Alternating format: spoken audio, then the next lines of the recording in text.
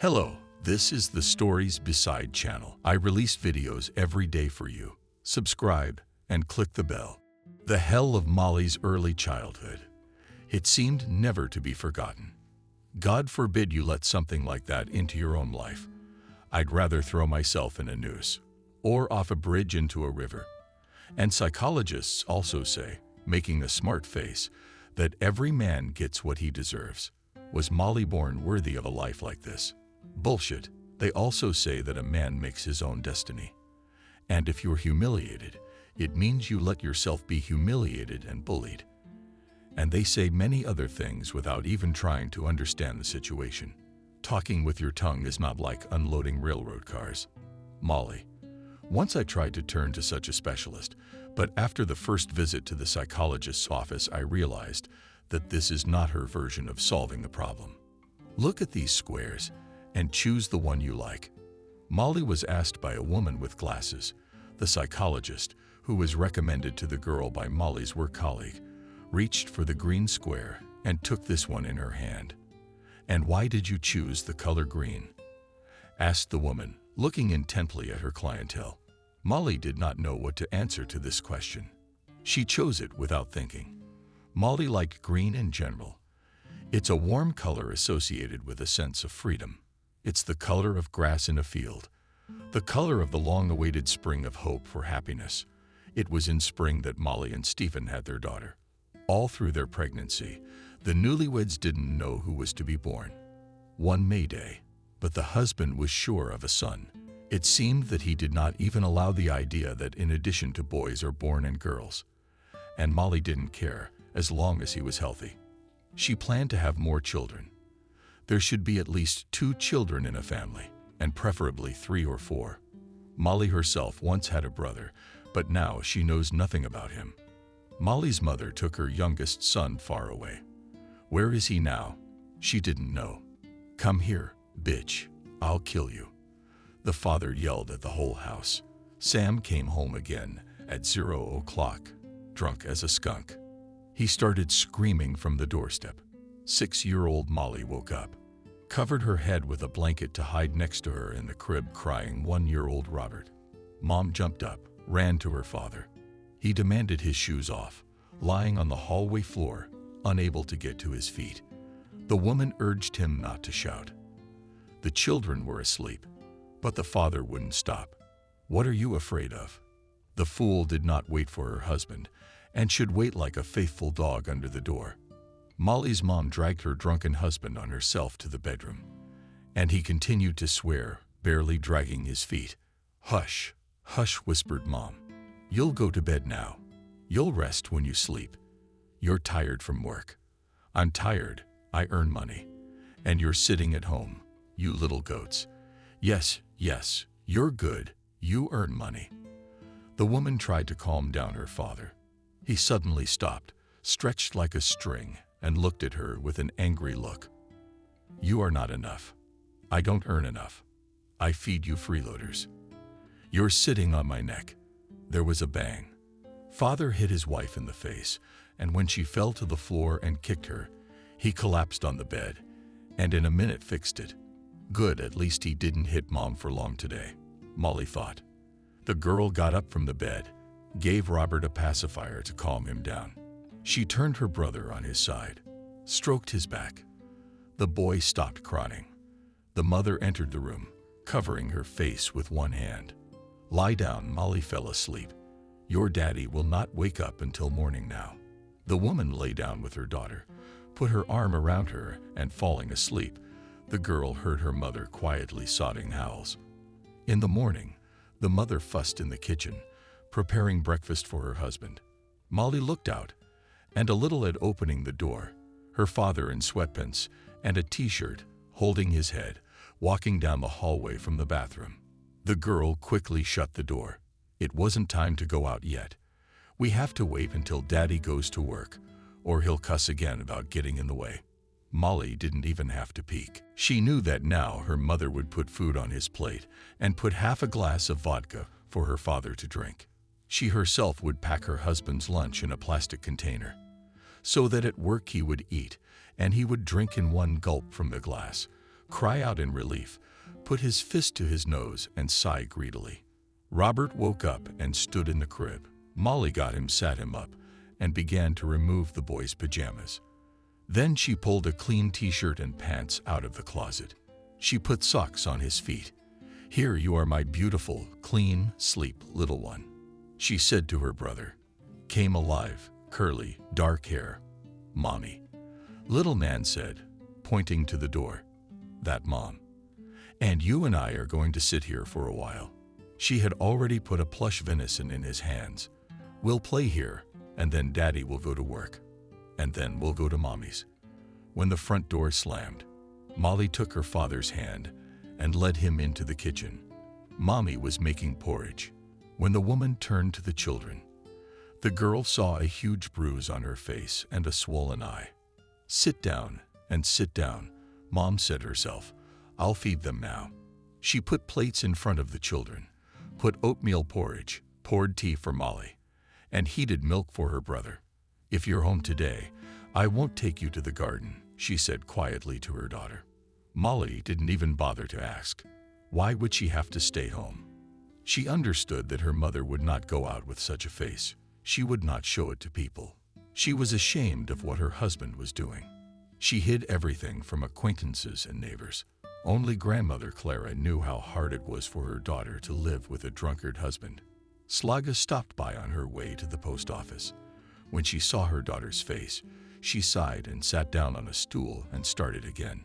Has he gone completely off the rails? Goddamn Herod. Molly wanted cookies. Grandma Clara never came empty-handed. She'd bring the kids candy or chocolate-covered buns. What for this time? Or are you gonna say you backed yourself into a corner again? "I won't," Mom sadly answered the woman. "My strength is already gone, and I'm telling you for the 1,000th time to run away from him. Where am I going to run to? Guys, where am I going to put this on? Grab the kids, run, or he'll kill you, you drunkard." Molly's mom was looking out the window. Tears dripped from her eyes. She cried from pity for herself and her children, from hopelessness, from the injustice of life. She never did anything bad about her husband, took care of 2 children, gave birth to a good hostess, and he was not a day sober and even cried. She even called the police once. She was afraid he'd really kill her and the kids. They took her husband to the station, and when he came back, he beat her even worse. Molly's father was a tough man, worked at the motor pool as a mechanic, made a good living. There was always food in the house. Mom dressed the kids well. On the day of a paycheck or advance payment, her father would put a wad of bills on the kitchen table for expenses and leave a part of it in his pocket. For the groceries, you buy something there was going to paper, boots, or something. And don't forget to pay the rent. My father never made my mother to report where she spent the money, and she sometimes built something to put away in the stash, saved on himself that you go like a scarecrow vegetable garden. Once said the husband to his wife, "I give you not enough money," or "What I give you? Buy yourself some new clothes or go to the hairdresser." "Grandma, are you in the end or not?" I'll go." The woman agreed with him. She knew that by evening he would forget about his words, would not even ask if she bought herself a new outfit. And she could save money to buy something for the kids. On weekends, her father would get hungover in the morning and be kind. On such days, he showed attention to his daughter and little son, played with them. Dad used to carry Robert on his back, laughing, pretending to be a horse, crawling on all 4s across the floor. Molly laughed. How funny. It was working out for him. While Mom was putting things in order, he led the children into the yard. There the men would gather around the table in the shade of the yew and birch trees. They'd play cards or dominoes, and someone would bring out a bottle. By the end of the day, my father would be drunk again, and it was good if he fell asleep on a bench under a tree. Then Mom would take the kids home, and Molly was glad her father didn't fight. Grandma Clara scolded her mother every time, saying that she would wait for her father to kill her. But she just cried quietly. "Yes, he's sick, Mom. You know," the woman said. "Alcoholism is a disease, yes, And you think manhandling is a disease too? Why don't we go find a doctor to take his fists off? I don't care if he drinks all the vodka in the world. Why is he hitting? He's out of control. He doesn't know what he's doing at times like this. But he's a good man, and he loves his kids and brings money. Aha, shook her head Grandmother Molly. And then for every bill he paints your face. Get away from him. I'm telling you again, it won't end well. Where would I go? Can't you hide in your house? He'll find you and bring you back. He'll be more angry than ever. I don't care if I go to the end of the world. You can't live like this. You're still young. You won't be able to leave the house for a week again. Where would you go with such a lantern under your eye? There was no one to stand up for Molly's mom. She didn't complain. She just put up with it. Every time she thought her husband would make it up to her, but the hunchbacked man can't help himself. That terrible day, 6-year-old Molly remembered for the rest of her life. She and her mom were coming home from the store. Molly, holding Robert's hand, was leading her brother up the stairs. Mommy was dragging the stroller up to the 3rd floor. The girl made for the door, led her brother into the apartment. Molly's mother came in, took off her jacket, boots, and hat, and hung it on the coat rack. She was about to undress Robert. The father came out of the room. He was staggering, holding his hand to the wall. The man yelled, "I'm here, and there's nothing to eat. I'm here, and there's nothing to eat. Now I'll feed you." Mother did not undress, hurried into the kitchen, and her father followed her. She poured soup from the pot on the stove, put it on the table next to the plate, and put a spoon. Father looked at the food with a wild look. What kind of ballad is this? He swung at the woman, and she pressed her back against the refrigerator. "Are you going to eat that yourself now? You bitch." Dad grabbed the plate and poured it on Mom. "You like it," he hissed at her. And then he punched her in the face. Don't hit, and the kids will see." The woman tried to cover her face with her hands, but that only made the drunken husband even angrier. He started beating her Messiah like a punching bag. Falling to the floor, she tried to crawl out of the kitchen, but the foot in the boot reached her and beat her on the sides of her stomach back. Suddenly, the father stopped angrily, looked at his wife, and grabbed the knife she had just used to cut the bread. He brought the knife over his wife. The woman huffed and jumped to her feet, and grabbing Robert, rushed to the door. Molly scrambled into a corner, closed his eyes with a drunken gait. Dad followed Mom with a knife in his hands. A door slammed, and then a rumbling sound was heard. Molly opened her eyes and saw her father fall to the floor in the hallway, lying on the floor. He had caught hold of some clothes that were hanging in the wall of the slide. That did not resist and fell on the man. At the noise and rumble, neighbors ran into the apartment.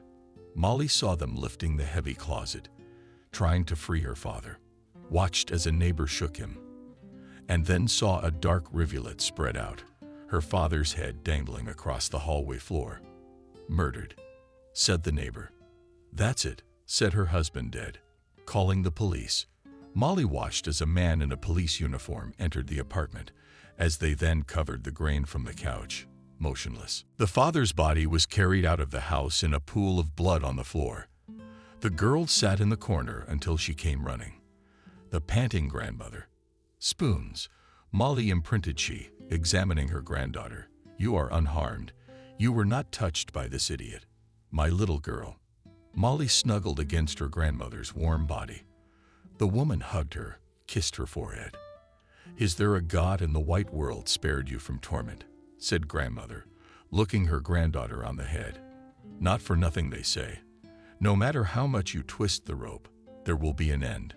Clara dressed Molly and took her home. "Grandma, where is Mom?" asked the girl on the way. "Who knows?" replied Clara. The neighbors only saw how she ran across the yard with Robert in her arms, hid somewhere, probably. Good thing she got away in time, or your daddy would have killed her. And all the guilt, damn it. He was a good man once. Grandma read all the way through. That day Molly clearly learned the greatest evil in life is alcohol. If your father hadn't drunk that damn vodka, We would have lived like all normal people in peace and harmony, but he was always reaching for the bottle.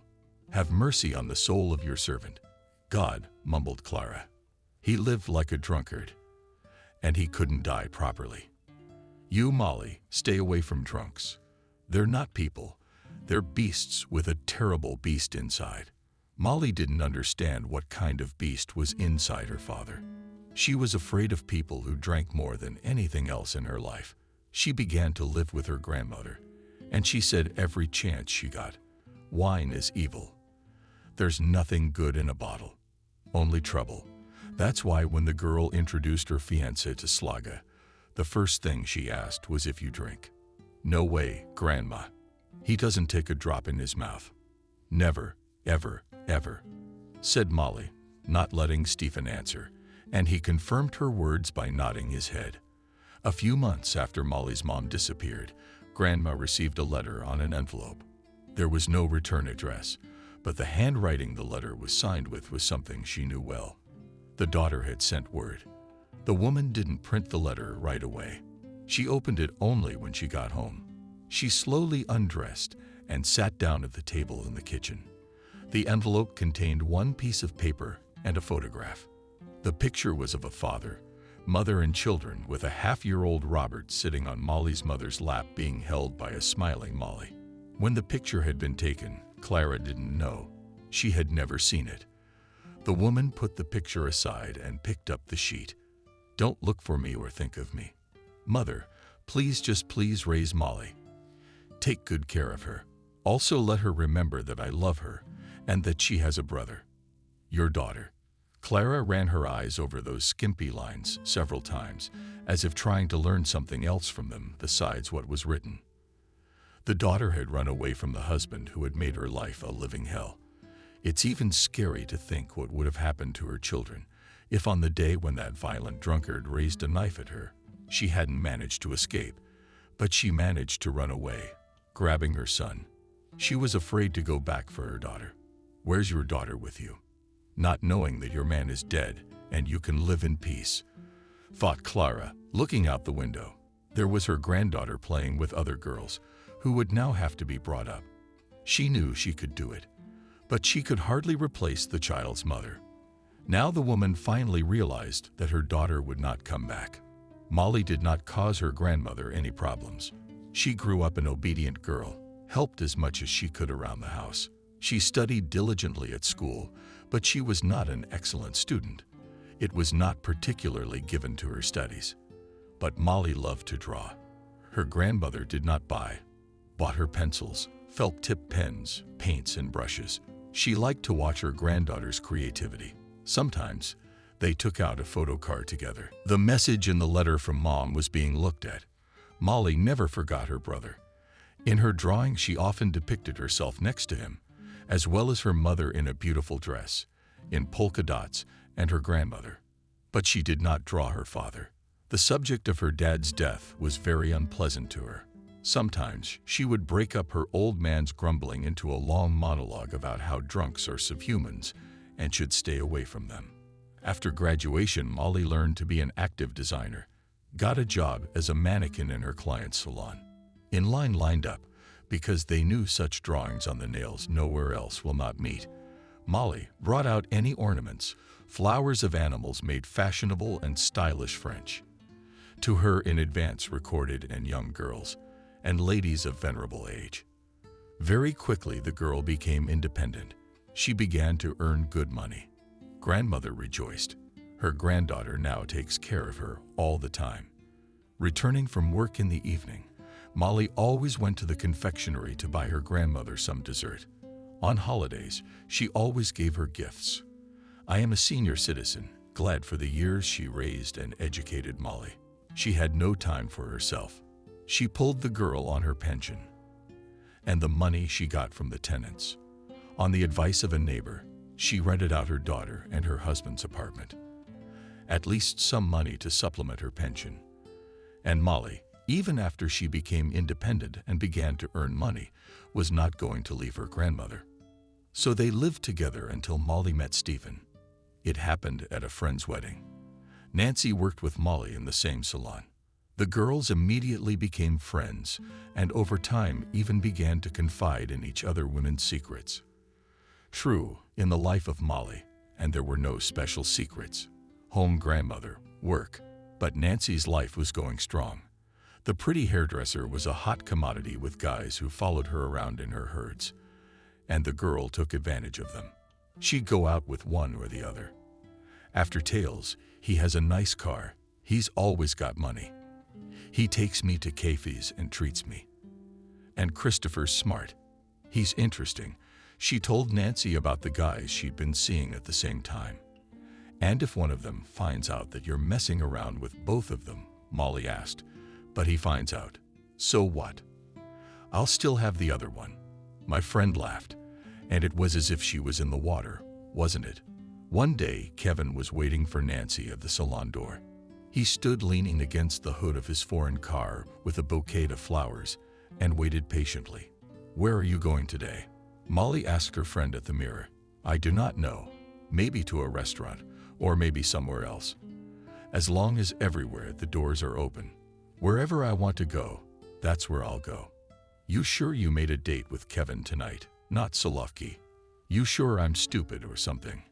I have Christopher on odd numbers. And what's our date on even numbers today?" The girl broke away from her image in the mirror and pointed to the calendar sitting on the wall. "That's right, 22. So that's how many and walking." They mixed it up. Molly persisted. "Yes, that something is attached," waved away her friend. "Nothing. It's just that there's a guy looking at our windows nearby, and he reminds me very much of your Christopher." Molly nodded at the young man who stood with a bouquet of chrysanthemums under a tree opposite the entrance to the salon. Nancy darted to the window. "Oh shit, where the hell did you come from?" She sent so that none of the boys noticed her. Nancy ran up to Molly Morozenko. "Honey, go distract Christopher, take him around the corner so I can get away." My friend folded her palms in front of her, begging Molly for help.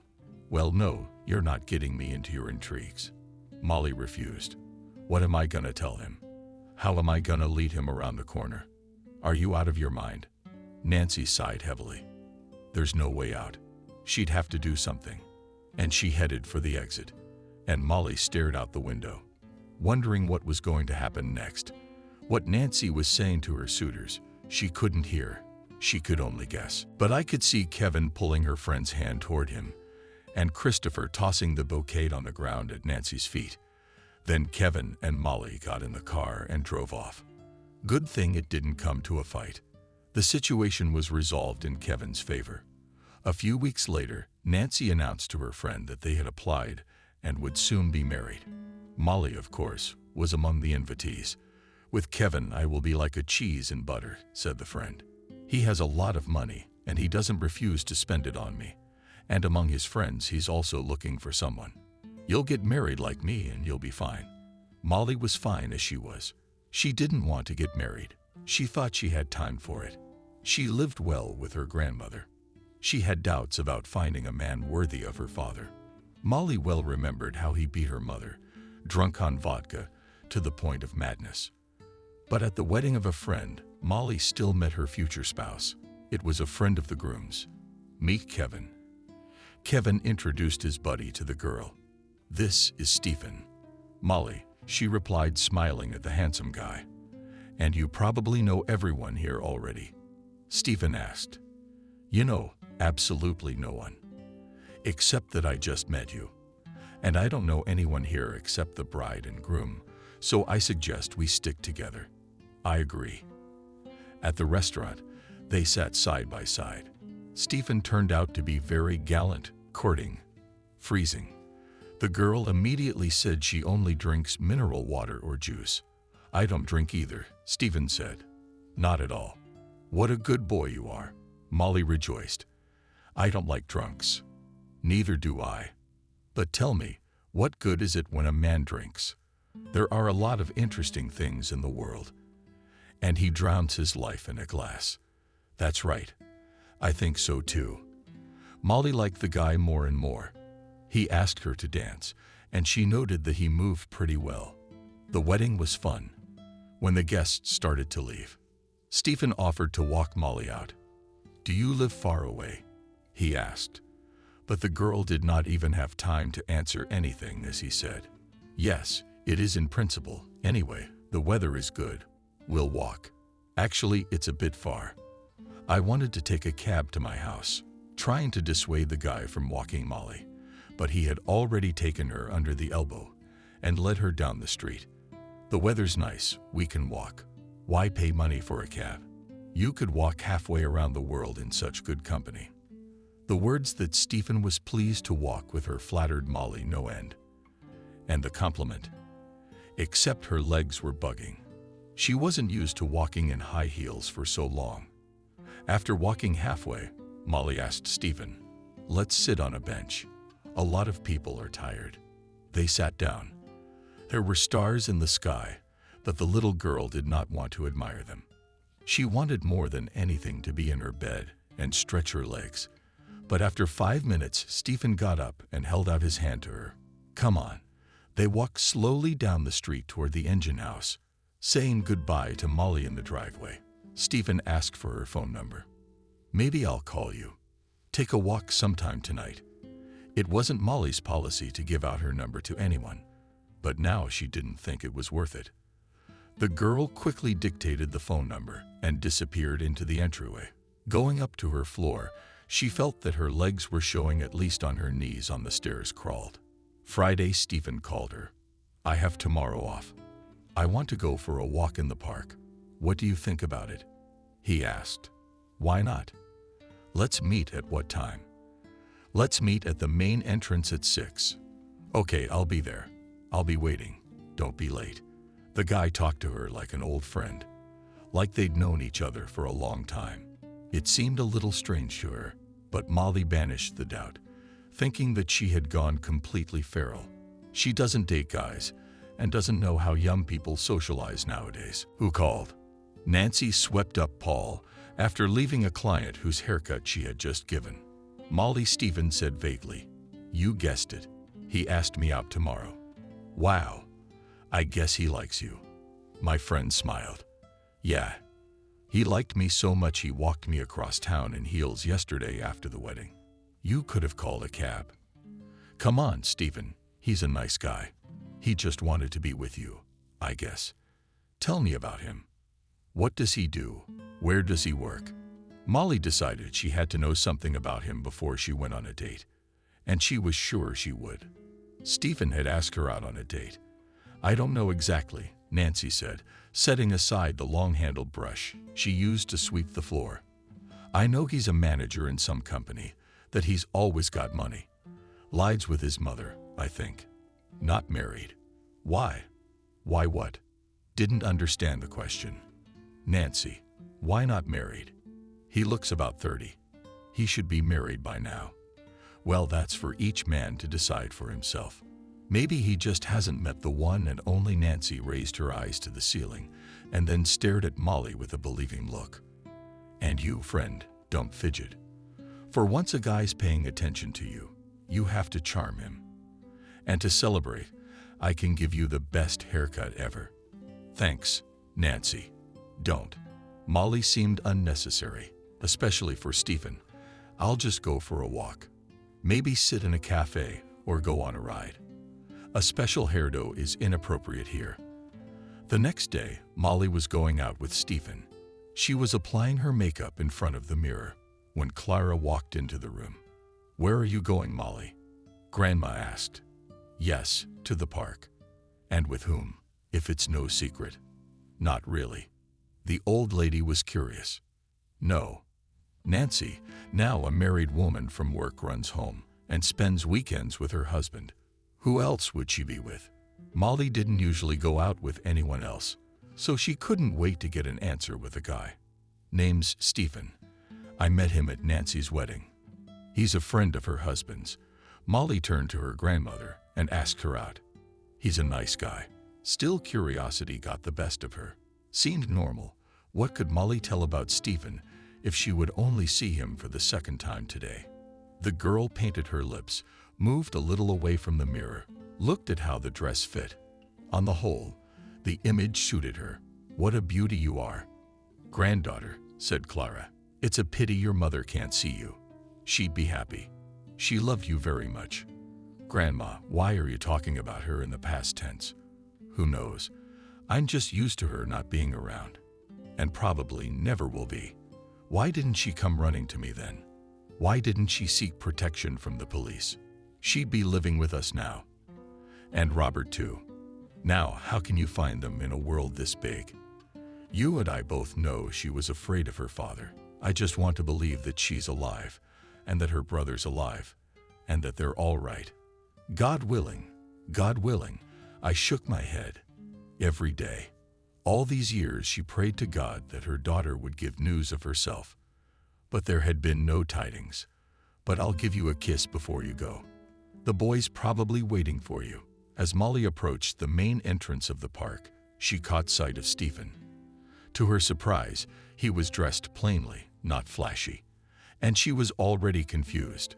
She put on her best dress. He'd spent an hour working on her hair. And Molly expected Stephen to come to the meeting with flowers. And she and Nancy Kevin are friends. The girl was used to the fact that her friend's suitor always showed up with a bouquet, and his friend didn't consider it necessary to buy flowers on the way. It was kind of a weird residue on my soul, but Molly chased it away. And the unpleasant thoughts. What's the big deal about no flowers? After all, it's just a walk between two people who don't know each other, she thought. There were many people in the park on a Saturday afternoon. Parents were walking with their children, queuing at the ticket office to buy tickets for the rides. There were pensioners and couples sitting on benches. Stephen and Molly were spanking.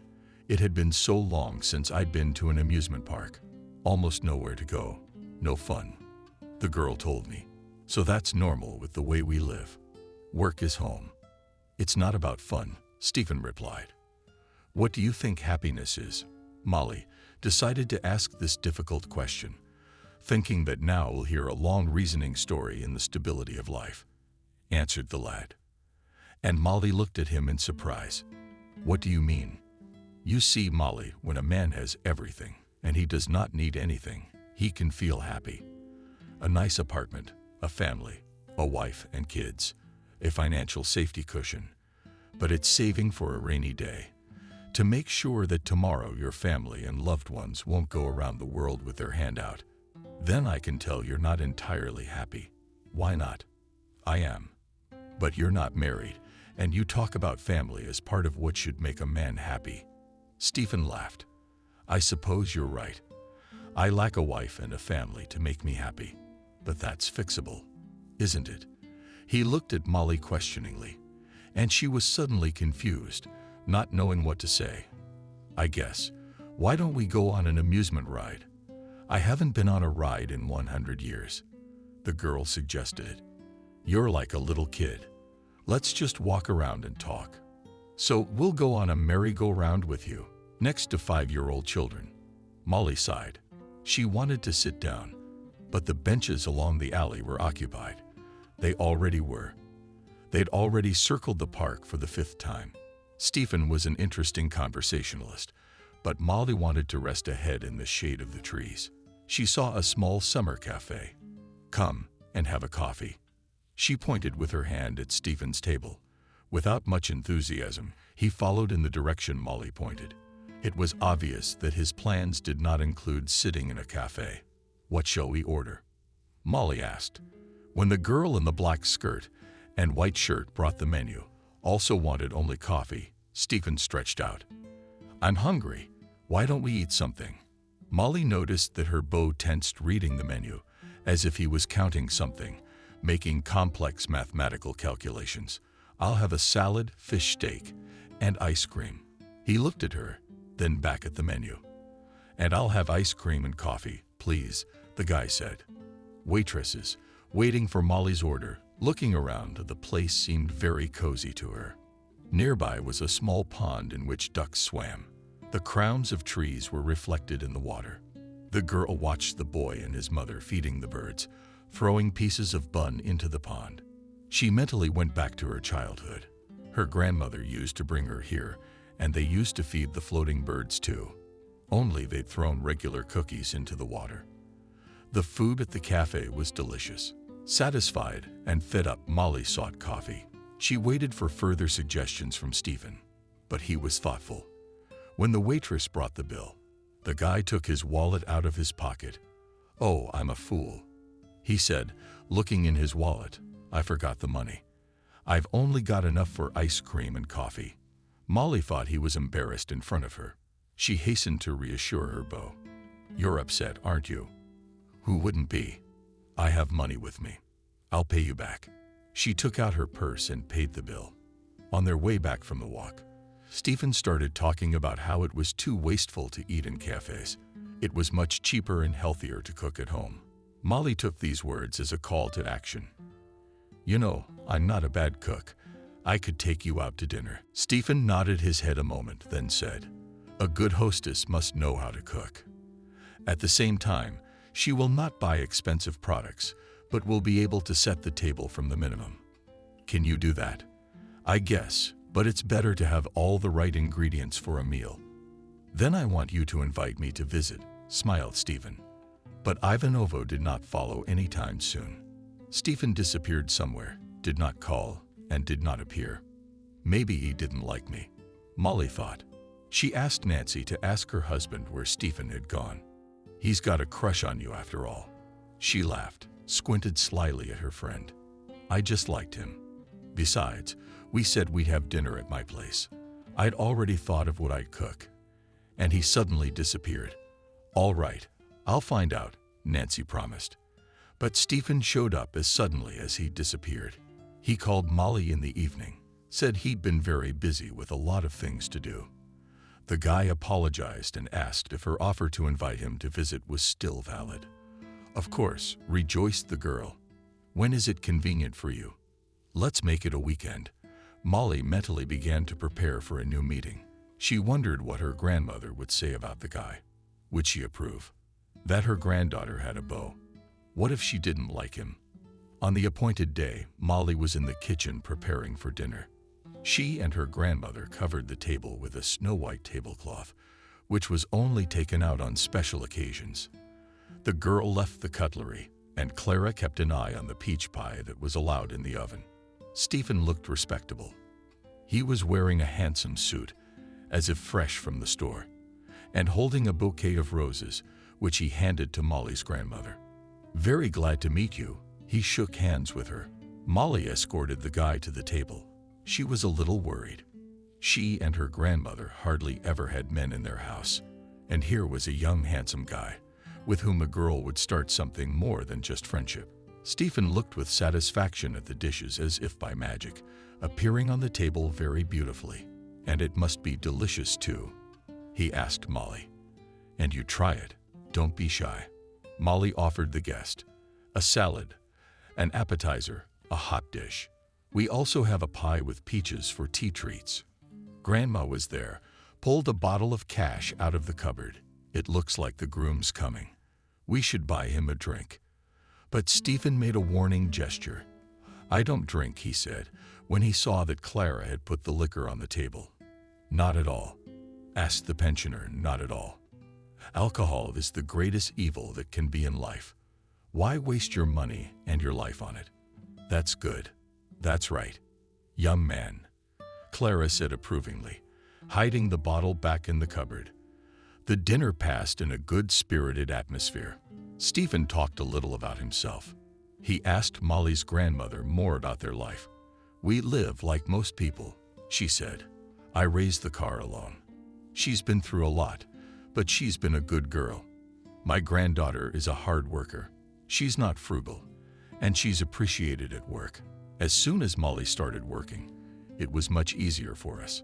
When the girl went to the kitchen to make tea and treat Stephen with a cake of her own making, she asked the guy in a conspiratorial tone of voice, "What are your intentions with Molly?" Serious. He was not at all embarrassed by the question, asked straight to the forehead.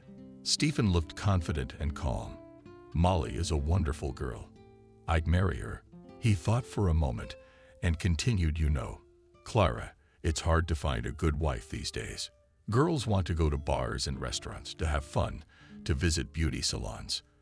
They buy things for themselves as if it's their last day. And more often than one, twice one dress does not wear. All this makes chaos and confusion in family life. I want stability. I want everything in the house. I want my children to grow up. So marry Molly. The woman smiled. And guessing. And she's my no-frills, modest, good earner. At work, she is appreciated by her clients in advance in line to her. Very much Clara wanted to understand great-grandchildren, and to go to the other world knowing that none of her cars will remain. And Stephen thoughtfully said, and maybe I'll get married. After dinner, they said goodbye. Molly thought Stephen would invite her for a walk, but he said he had a lot to do tomorrow morning, so he needed a good night's sleep. And 2 months later, Molly and Stephen applied for a marriage license. How did it happen? Molly didn't understand. It was as if she was asleep and dreamed about proposing to a girl. Stephen did not even bring flowers, but Molly did not pay much attention to it. The main thing he said was, "I want you to be my wife." Isn't that the kind of words every young girl dreams of? Grandmother rejoiced. Well, shall we get ready for the wedding? I have some savings. A little, but I'll help as much as I can with readiness to participate in the celebration, and enthusiastically took the news pensioner. We won't do the wedding, Stephen said firmly. It would be wasteful. We'll have to call a lot of people. You know, just as you call one person, you have to call another, or they'll take offense. Right. What about without guests? Clara was perplexed. When my mother, my daughter, got married, there were 80 people at the wedding. It was a lot of fun. And where's the car now? Mom. Stephen asked this question in such a tone that Slaga got cold inside. The guy noticed that the pensioner changed her face and softened her tone. You see, it's not about fun. It's just a matter of why feed a crowd of people. Why spend money that could be put aside for something worthwhile, like a down payment on a mortgage or a new car? Nowadays, weddings are not justified. Gifts are given cheap, just to present. And what's the 10th thing? Yes, Grandma Molly has entered the conversation. We can go out to a restaurant. You're Stephen's mom, and maybe a few friends. There's no need for a restaurant. Her fiancé interrupted. You're a great cook. We'll set the table at home and sit down. He said it in such a tone that no one dared to argue. Well, home is home. True, Stephen didn't even offer to take care of the groceries. And there was a lot to buy for the holiday table. Shining with happiness, Molly told her friend about the upcoming event.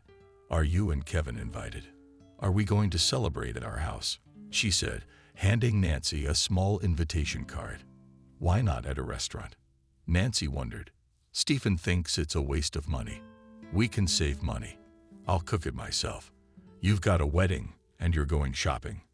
Standing at the stove for 2 days, and by the time everyone's raised their glasses and shouted bitter, you'll look like a squeezed lemon. I don't think so. And yes, about the raising of glasses, Stephen doesn't drink. My grandmother and I, don't drink either. So we've decided there will be no alcohol, not even champagne. My friend's eyes went wide. Stephen said that if anyone wanted to drink to our happy married life, they could bring alcohol with them. Nancy couldn't find the words. It seemed to her that this was not a wedding, but some kind of negotiation between two parties making a deal. But since her friend and her fiancé had decided so, she wouldn't argue. It's not right, though. It's not human. Did you even look at your wedding dress? She didn't know what to expect from her friend, who was going to save money on the main event in her life. The only thing I looked at wasn't the dress. It was a doomed suit in a very beautiful, soft blue color. I can wear it a few more times, and the dress will be dusty in the closet, or I'll have to sell it. Yes, Molly, your case is clinical, but it's up to you. Nancy's position on male-female relationships was firm. In couples like the one she had with Kevin, it is usually said that the father works and the mother is beautiful. What does it mean that a woman doesn't have to provide for her family? It's enough that she graces the man's life with her presence. No, of course, no one forbids to work, but in their own pleasure and not to the detriment of their favorite. And the husband must earn, bring to the house not only mammoth in the form of products, but sometimes in get for the wife jewelry trip to see different bonuses in the form of outings to restaurants. After work, Molly ran to her parents' apartment. Grandmother asked the tenants to come in to pick up the money for the next month. Returning home, she heard the phone ringing in her purse. It was Stephen. They exchanged the usual sentences. The guy complained that he was very busy at work, so he wouldn't be able to help the bride with grocery shopping. And she told him that the tenants were renovating her apartment. Can you imagine? I came, and they are tearing off the old wallpaper. They said they wanted to do some cosmetic repairs. They have a baby on the way. That's good, Stephen replied. At least you and I won't have to clean it up when we move in. Otherwise, we have to spend money on wallpaper and other materials. It's embarrassing. People do things for themselves. They spend money, and we spend it on the street. Maybe we'll stay at Grandma's for a while. What are you talking about? Stephen was indignant. A family should live separately, not under the supervision of the older generation. Neighborhood with relatives is not good for anyone. Believe me. Molly thought for a moment. She was uncomfortable in front of the people who had been renting her apartment for a year, making plans. Molly hadn't even hinted to them that she was going to get married soon and probably live in her parents' apartment. And now they had to deal with the situation. 2 months later, they registered the marriage. The wedding was modest, but Molly did not dwell on it. A whole week, she and her grandmother went shopping, bought food for the festive table. The girl even had to take a vacation at her own expense to prepare everything properly. The owner of the salon, Adriana, did not like it. You bet, because to Molly, signed up for a manicure in advance and now had to postpone and even cancel the appointment of clients. But what can you do? The girl has a wedding. Once married, the young people began to live in Molly's apartment. 2 rooms were enough. In the small one, they arranged a bedroom, and in the big room, they hung a large flat-screen TV and put a new sofa, which they bought with gift money. Family life began. Actually, Molly thought that after the wedding, she and Stephen would spend at least a couple of weeks together, go somewhere to rest and organize something like a honeymoon. But the husband was against it. No time to relax. You have to work and earn money to buy a bigger apartment or even a house. You want us to have kids, don't you? Of course I do. Molly imagined how happy they would be with a daughter and a son running around the rooms. Here, where are we gonna put them in 2 rooms? We need everyone to have their own corner, not the right hand of everyone in a small apartment. Everything her husband said seemed right to Molly. But she did not leave a strange feeling, as if they were not creating a happy family and realize a business project. Stephen was constantly calculating, puzzling. From the very first days of their life together, he explained to Molly what a family budget is. My salary is bigger than yours, so I'll save it in a bank account. And we'll live on yours. It's not gonna be enough for anything else anyway.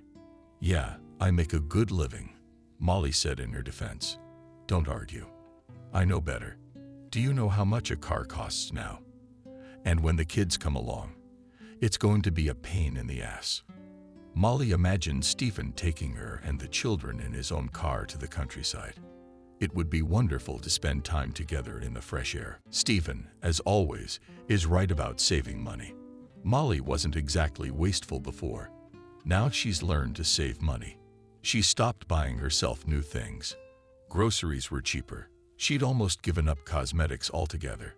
Stephen always said she was beautiful as she was, and plaster only ruins her skin. That's why women then have to spend money on plastic surgery. Molly had already spent very little of her own money, but her paycheck alone was still not enough. The money would run out a week before the next paycheck came in. Every time she started to mention this to her husband, he would change in his face. I don't understand where you spend the money. The man started to get agitated. We are with you, Truffaught. And oysters do not eat and restaurants do not go, and money all the time there is no. Groceries are expensive. Plus I have to pay the rent every month. And then my boots broke. I had to buy new ones. You could have had them repaired 5 times over. It would have been cheaper. Stephen raised his voice. Molly was silent, lowered her head. The man suddenly came to her, put his arm around her shoulders. But don't be offended, don't be afraid. I just want us to have everything in the future. And if we do not think about it now, then we will live in an old apartment and without a car. And you get more clients. Then we'll have enough to live on. I'm saving my paycheck. Molly never saw or knew how much her husband was saving. Stephen taught her to save on everything, telling her about a stable and trouble-free future, except he wasn't going to save on himself. At lunchtime, the man went to a restaurant, not to a canteen or cafe. As many other employees, he often took a cab home. And when Molly arrived with 2 bags of groceries in a car with checkers, he scolded and told her off. Are you crazy? You could take the bus back and forth to and from work for a week on that money. So the bags are heavy. Stephen made excuses for Molly. So what? So they're heavy. It's not like you're carrying them. You could have gotten on the bus and carried your bags. Molly suddenly got angry. You know what, Stephen? Then we'll go to the market and the grocery store together on the weekends to buy groceries for the week. I'm tired of carrying these bags. My arms were shaking with fatigue for an hour afterward, and my back still hurts. But no way, my weekends are restful. I have to work hard to provide for our family. So you can't touch my weekends. I have a legal right to lie on the couch, not run around the city with bags. That was the first time they ever fought. Molly realized that gradually all the domestic problems were being dumped on her head. Stephen did not become a support, although no one who knew him could say anything bad about him. Neighbors greeted him, politely paid him back. Wow, what kind of husband did Molly find? Always nice and sober. You can tell he's loaded. And her father was a real alcoholic. The neighbors were talking among themselves on the bench at the entrance. Molly and Stephen didn't really know anyone, though. They visited Nancy and Kevin once in a while. Sometimes they came to their house. Stephen didn't like that sort of thing.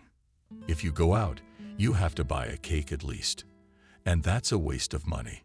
If you invite them back to your place, you'll have to buy them food. Why would we do that? We're fine alone, he told Molly. So it was hard to argue. One day at work, Nancy asked Molly if you were going to have a party this weekend. What was the occasion? I don't get it, Molly. How don't you know? Blowing her eyes out at Nancy's friend Stephen, yours has successfully completed his probationary period and is now deputy director of the firm. Kevin told me yesterday. That's what I'm thinking.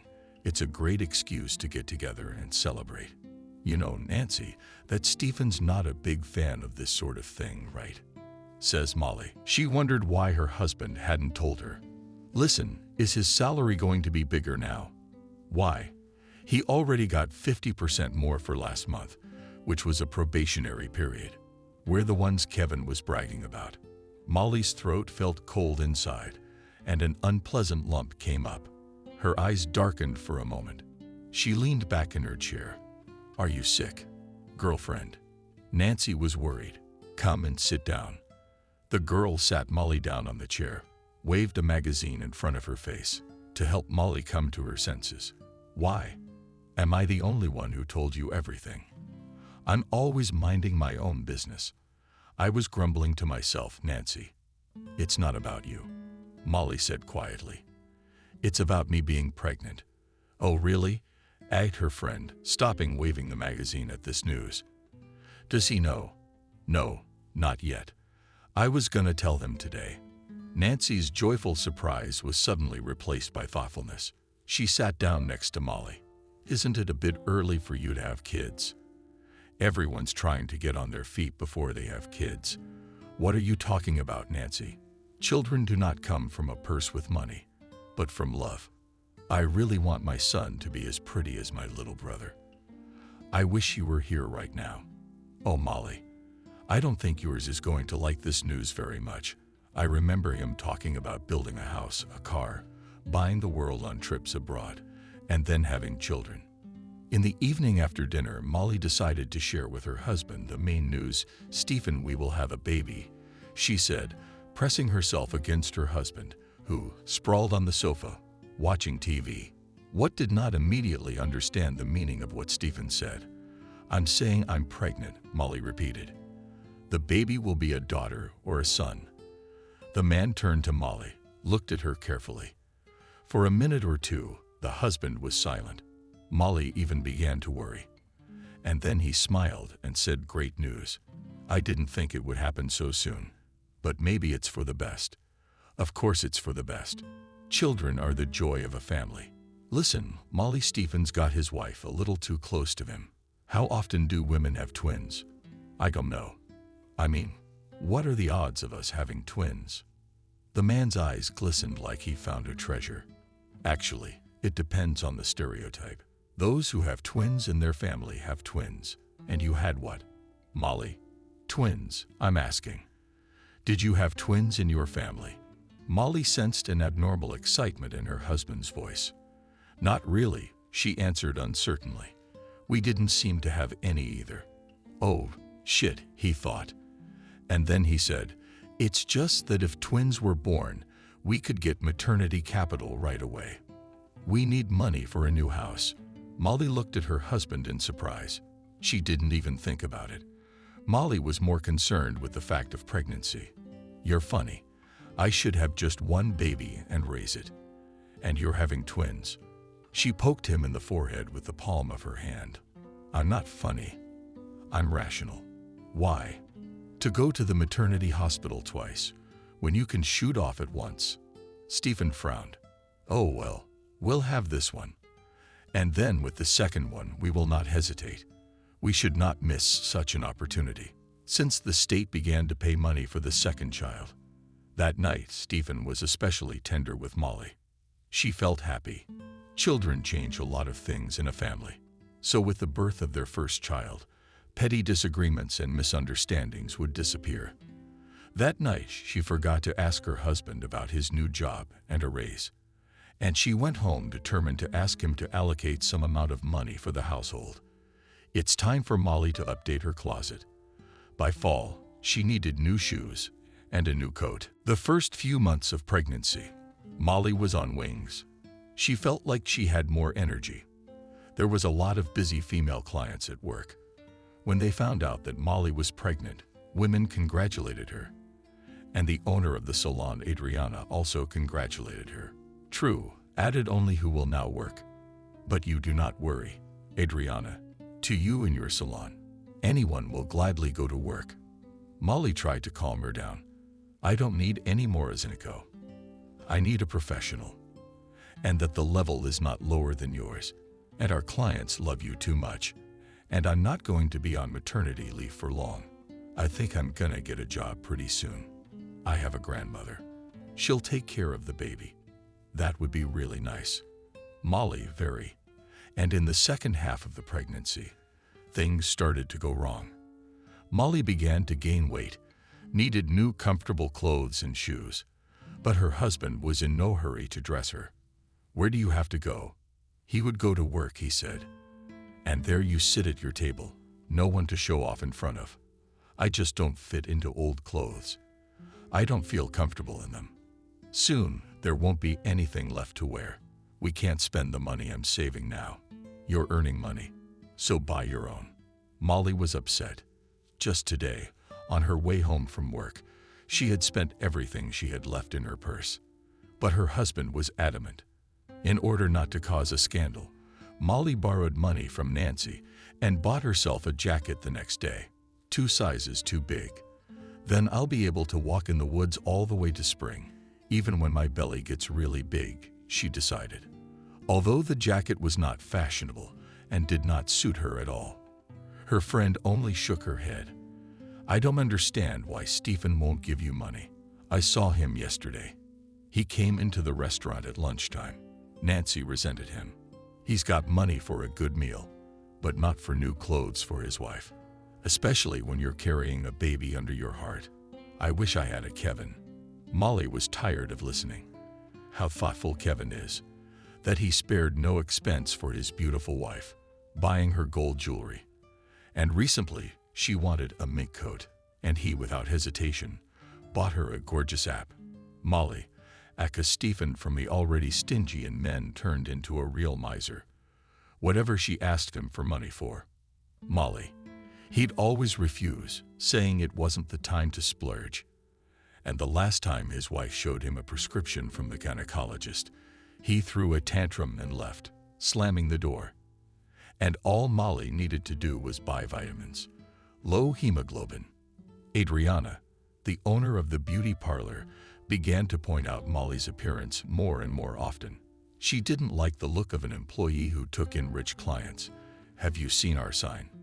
It says beauty and beauty parlor. You see, everything from the decor to the employees has to breathe beauty. Everything here should be pleasing to the eye. Well, you tell me who's gonna come here if I have employees who look more like scarecrows than masters of active service. Clean yourself up, Molly. Otherwise, Nancy has also openly told a friend on more than one occasion that there is whispering in the salon. Rumor has it that Adriana wants to fire Molly, and the main reason is that she's not appropriate for the beauty salon view. Nancy has bailed Molly out time and time again with money. The girl tried to find something not too expensive, but decent. It was very difficult to do that. And when Stephen saw a new blouse on her, which went very well to his wife's eyes and covered her growing belly, again he made a scandal. I work like an ox. I work without a break, like a hard laborer, to make sure we have a good life. And you spend money left and right. You want vitamins. You want new clothes. If I'd known you were such a heel, I'd have thought 100 times about marrying you. Her husband's words hurt Molly. She didn't understand why she had to dress like Anish. Molly hadn't had her hair done for a long time because she didn't have enough money for it. She just ordered her hair at the back of her head to keep it out of the way. They had been living together for over a year now, and she still didn't have anything in her closet to brag about, not a single decent new piece. Molly had not told her grandmother or Nancy how they had celebrated their wedding anniversary. She was very embarrassed. Honey, do you remember that next weekend is our first wedding anniversary? Molly asked Stephen at dinner. Yes. Wow, time has flown by, he replied, pulling away from the cutlet. And how are we going to celebrate our first holiday together? Maybe we could go out together, like to a restaurant. Molly, you know I don't like that kind of thing. Restaurant food is very expensive, and we have to save money. Molly thought that they don't save money on themselves. The catered lunches are not the most upscale, but she decided to be persistent. She even made a resentful face. If you don't want to go to a restaurant, let's have dinner at home with your mom, my Grandma Nancy. With Kevin, we could set a nice table and celebrate. Stephen disliked the idea of feeding guests at his own expense even more than going to a restaurant. He thought about how much a dinner party would cost and decided to give up, choosing the lesser of two evils. Let's make a deal, he said to Molly. We'll go to the restaurant together. After all, it's not good to miss our first family holiday, but everyone will pay for himself. Molly looked at her husband with surprise mixed with shock.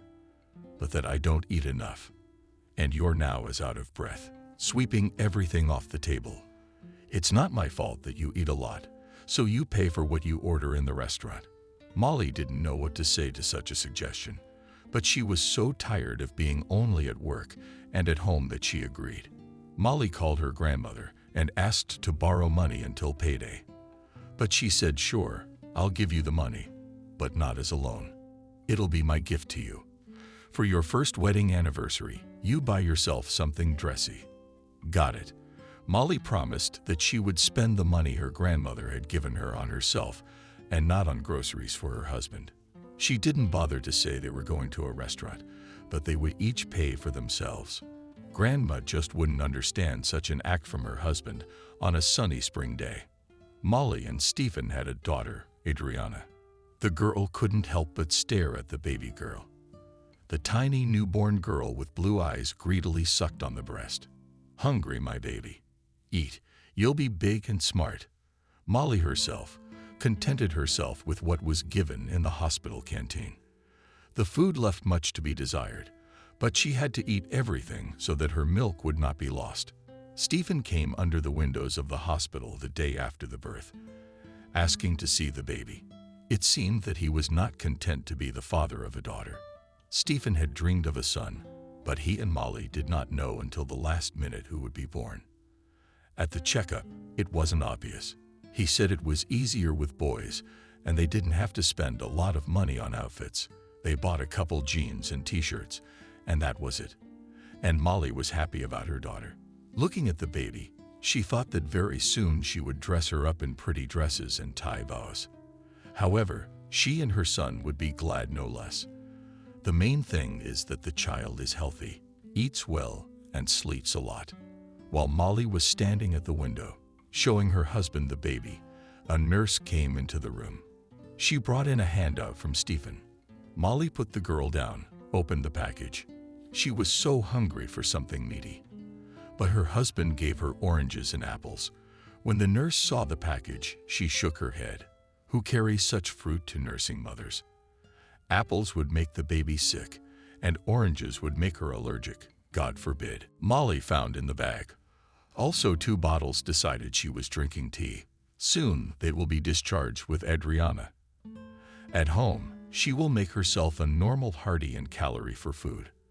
On the appointed day, Molly was getting ready for discharge. She couldn't wait to let her husband hold the baby. He will take her in his arms and realize that she is a real treasure. The girl thought, looking at her daughter, who was wrapped in a beautiful blanket by the nurse. After learning that her granddaughter had given birth to a girl, she rushed to the store to buy a dowry. And by the time she was discharged, she gave Lenashka a blanket and a cute hat, so that the baby would be packed properly. At home, everyone looked at everything.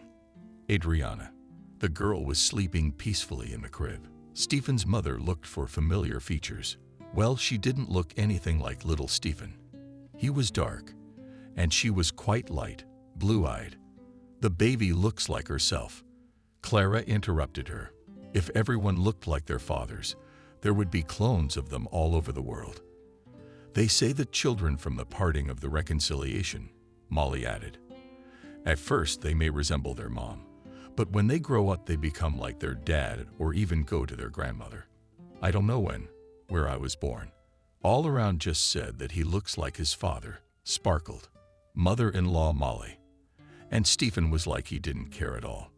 He carried the little girl around the room in his arms for a while and then gave her to her mother. She's still a baby. What would he do with her? Stephen didn't get any more generous with the birth of his daughter. He still skimped on every little thing. Molly received child benefit, but it was woefully inadequate. Every time she asked her husband for money, he became more and more angry. He was also unhappy that the baby cried at night. I have to work in the morning. I'll calm her down, he hissed.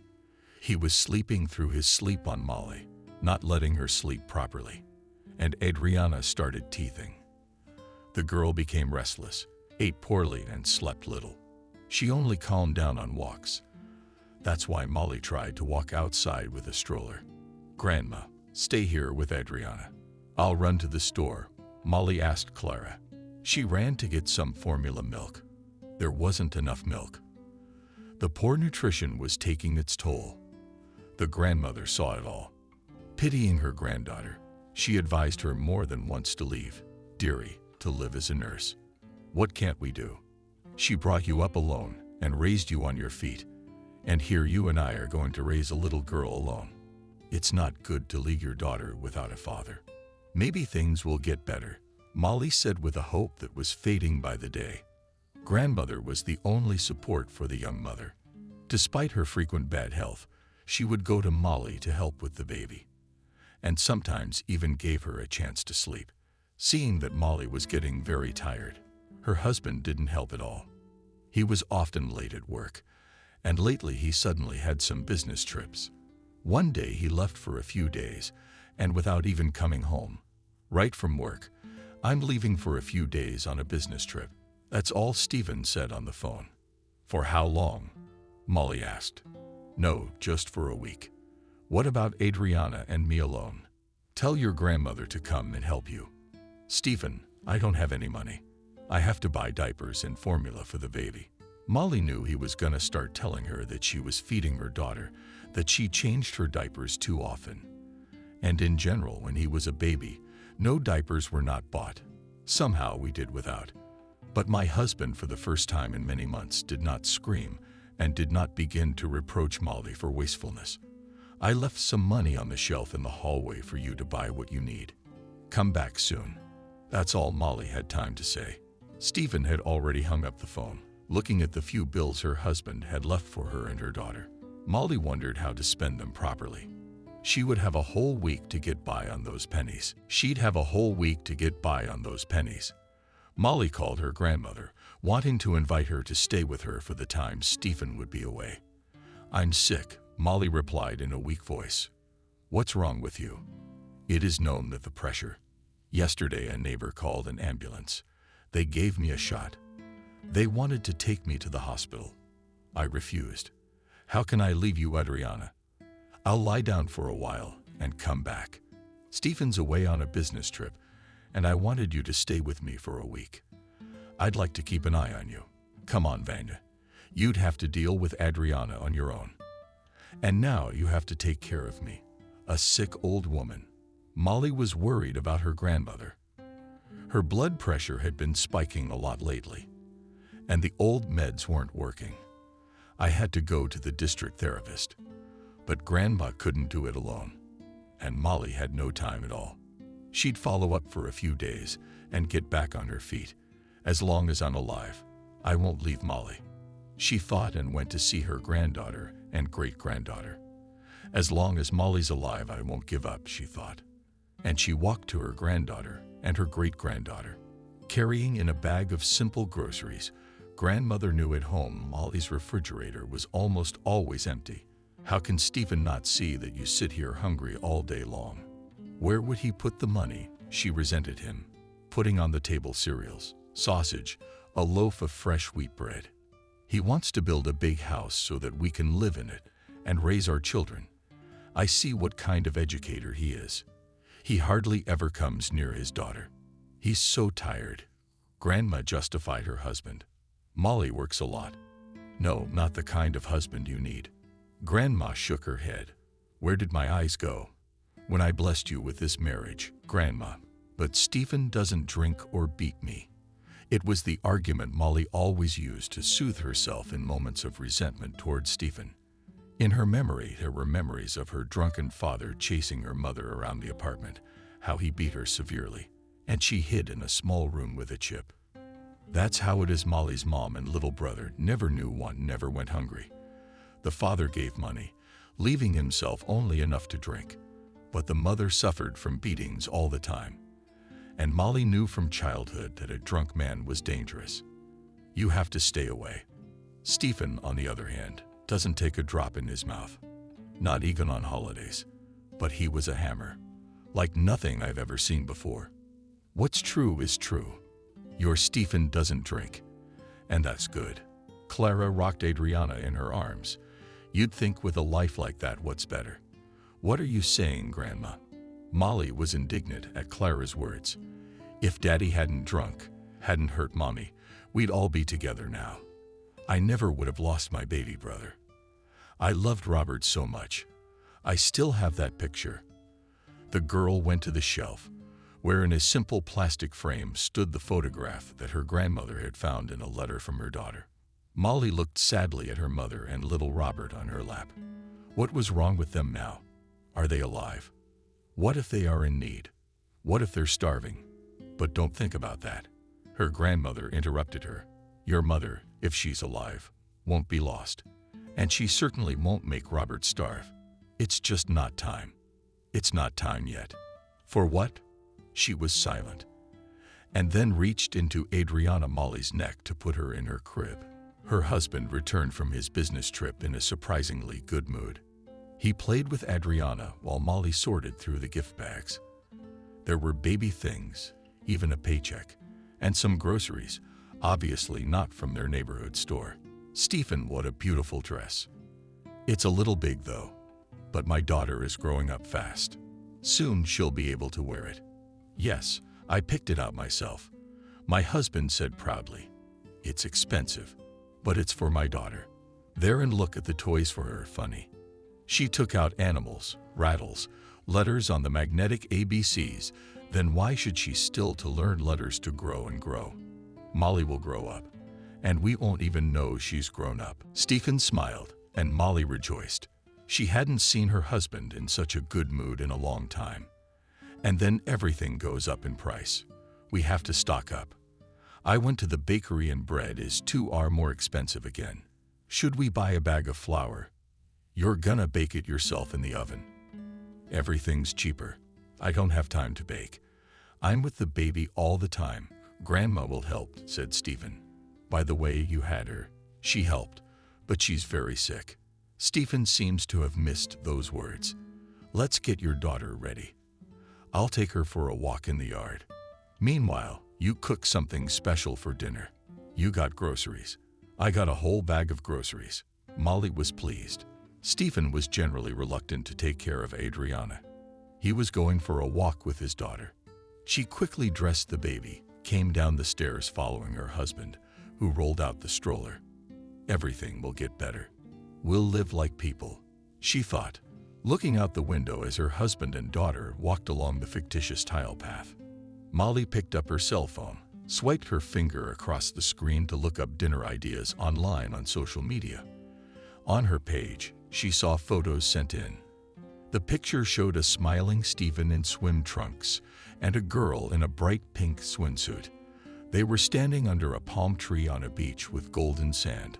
Molly's heart raced. What did that mean? Her husband wasn't on any business trip, but was vacationing at a resort. And who is this girl? A casual acquaintance, or was he vacationing with her? A mistress.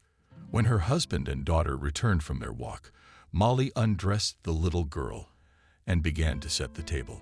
She didn't know how to bring up the fact that an explicit picture had appeared on her page. Molly set the table, seated her daughter next to a tall high chair for feeding.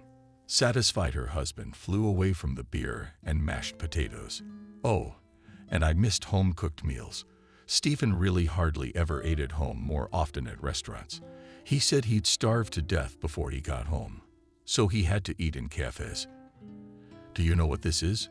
Molly asked, pointing to the photo on her phone. Stephen silently stared, and the girl waited for him to start explaining. But the husband didn't even think of embarrassing himself or making excuses. Wow, that really came out well. He asked his wife. Where are you? And who are you with? Asked Molly. What's your business? Yeah, I went on vacation. Stephen jumped up from the table. His voice became cold again. You know why? Because I need a vacation. I work hard to earn money for us to live a normal life. I work like an ox, so that you do not need anything in the future. I save on everything. I can afford a vacation once in a while. You don't work hard. You stay at home all day. I'm with our baby, so I don't work. Molly tried to justify herself. There's no reason to cover for a baby mommy's been sending her to daycare for a year and a half, or let the grandmother sit with her. Am I the only one who doesn't feed you with your appetites? No, look at you. I work every day, earn money, and she finds time to sit on social networks and follow me. Molly did not have time to say that she was not following her husband, that the photo was sent to her and someone unknown, but he had already slammed the door and shouted, I'm going for a walk. I've ruined it again. The evening was off to such a good start, Molly thought as she cleared the dirty dishes from the table. She decided that tomorrow she would go to the beauty parlor to find out about the maternity leave. I don't have any vacancies at all. Indifferently, looking at the former employee, who was the best master of active service a year and a half ago, said Adriana, I have nowhere to take you. Molly, maybe just for a few hours. I had my own clients. I could work with them. That's completely impossible. The boss disapprovingly looked at the girl's old suit and also noticed the lack of good makeup and dull complexion. I was gonna call you myself to give you a letter of resignation. I don't need employees with small children. Babies get sick a lot. On her way out of the salon, Molly ran into an old friend, Nancy. Mother, why are you here? She was surprised. Yes, I wanted to go back to work. Suggested I quit my job altogether. Soon the nannies will stop paying the allowance. Without money, it's going to be very hard. And I thought you didn't need money, said Nancy. Light a thin cigarette. My Kevin said Stephen just bought a trip to Turkey last month. You, girlfriend, you don't look at all like just that soon. Molly did not tell Nancy that her husband did not go on vacation with her, that she still needed money, and now she had lost her job, which used to bring her a good income. In the evening, Stephen asked Molly if she had gone to the salon. She had, she said as she poured tea for her husband. When you go to work, they won't take me. They offered to quit, the wife replied sadly. Well, here we are. Stephen threw a spoon on the table. Are you going to sit on my neck until retirement? I feed you, I clothe you, I pay the rent. It's all out of my pocket. It's not a long way to go with you. How much do you spend on us? Molly tried to argue. You count your own. Don't mess with my wallet. I have everything thought out in my life. Everything will go to work. I am trying, beating, to build my own house, to rest at resorts, a car to buy, in general, so as you want to get out of it. Take a job at home, and adds, what do you do? A manicure at home is enough at the end of the day. I'm sick of your freeloaders. Everything Stephen said was hurtful to Molly. She was ready to cry from hopelessness, from self-pity. But suddenly her cell phone rang. Molly's excited voice spoke, neighbor, hurry up and come to your grandmother in the ambulance to the hospital. Molly quickly dressed on the go, explaining to her husband that she had to go to the hospital. She put her daughter on his lap and ran out the door. She got home a couple hours later. Grandma had died, Molly said quietly, forestalling her husband's questions with a heart attack. After the funeral, Molly sat at the kitchen window, watching the sun sink behind the trees. She had lost the last person close to her. Her husband never became her family, and lately he had become distant. He was always away on business trips. On the one hand, the girl was calmer when he was not at home. On the other hand, she had no money for food. If Stephen did not go anywhere, then at least bought food, from which Molly cooked food. He was not going to starve himself. 6 months later, Molly took over the inheritance. She inherited the apartment. Stephen rubbed his hands together, looking at the inheritance certificate. You know what I've decided?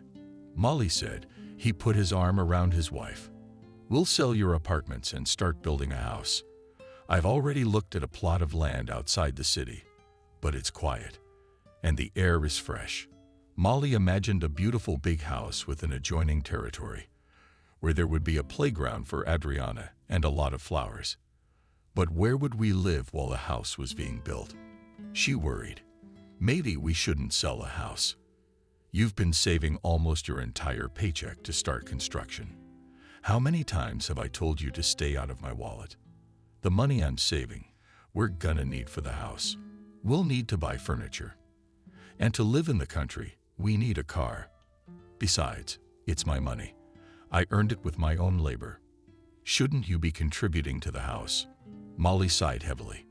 She was not ready to lose her parents' and grandmother's apartment overnight. Seeing his wife's doubt, Stephen changed his tone. Don't worry. We'll rent a spacious apartment for the construction period and live there for a while. But in a year, we'll move into a new house. Can you imagine how nice it'll be for our daughter? Her own yard, and she'll have her own room. Stephen always knew just what to push. Molly would do anything if her daughter's well-being depended on it. They sold the apartment quickly, but on Molly housing, inherited from her parents, the buyer was not found for a long time. Molly did not see the money from the sale of her grandmother's apartment. Her husband said that he put them in his account, and from there they will go to pay for the construction of the house. One evening, Stephen took a suitcase out of the pantry and started packing. Where are you going? Molly asked in a whisper. The daughter and the girl were asleep in the room. I was afraid to wake her up. I'm going on a business trip for a long time. A week and a half. The bosses are sending me. I see. Molly thought her husband needed another vacation, but she didn't want to get into a fight. He'd come back anyway. After such business trips, he became kind, attentive, even caring for a few days. At least leave us some money. We're running low on groceries. I also ran out of money for cell phones. Stephen V. took it and frowned. He seemed to be calculating something in his mind. I don't have any extra money. It's all set aside for construction. Get a job. How many times do I have to tell you? You don't even need money for a cell phone. Why don't you stop surfing social media and stalking me? But how would I be able to call you if I did? Molly got worried. You don't have to call me when I'm on a business trip. I'll call you myself. And incoming calls on your tariff are free. Alone at home, Molly thought about how to earn money. She took a notebook and a cell and a pen and wrote a handwritten advertisement for an active service master. At the end, she included her phone number. While Adriana slept, Molly went downstairs and posted the papers on the entryway doors of her house. When she returned, she retrieved her tools from her room: orange sticks, cheeses, manicure bit scissors, tweezers to provide a minimal service. That's enough. And there were very few nail polishes left. Some were shoved in altogether and went to the trash can. But that's okay. We'll last a few days. And then maybe someone will apply for an ad. Molly hoped, but no one called tomorrow or the day after. Standing at the windowsill, she watered the indoor plants she had brought from her grandmother's apartment. The flowers had time to wilt, but care and care did their job. Fresh leaves appeared. Only plants can live on water alone. What about Adriana and me? Molly thought. The water in the small watering can she use to water the flowers? The flowers had run out. Molly moved the flower pot to the coffee table and went into the bathroom to put the container under the sink. Adriana was playing with toys on the floor. Suddenly, Molly heard a loud wheezing sound. She ran into the room. Her daughter was lying on the floor wheezing.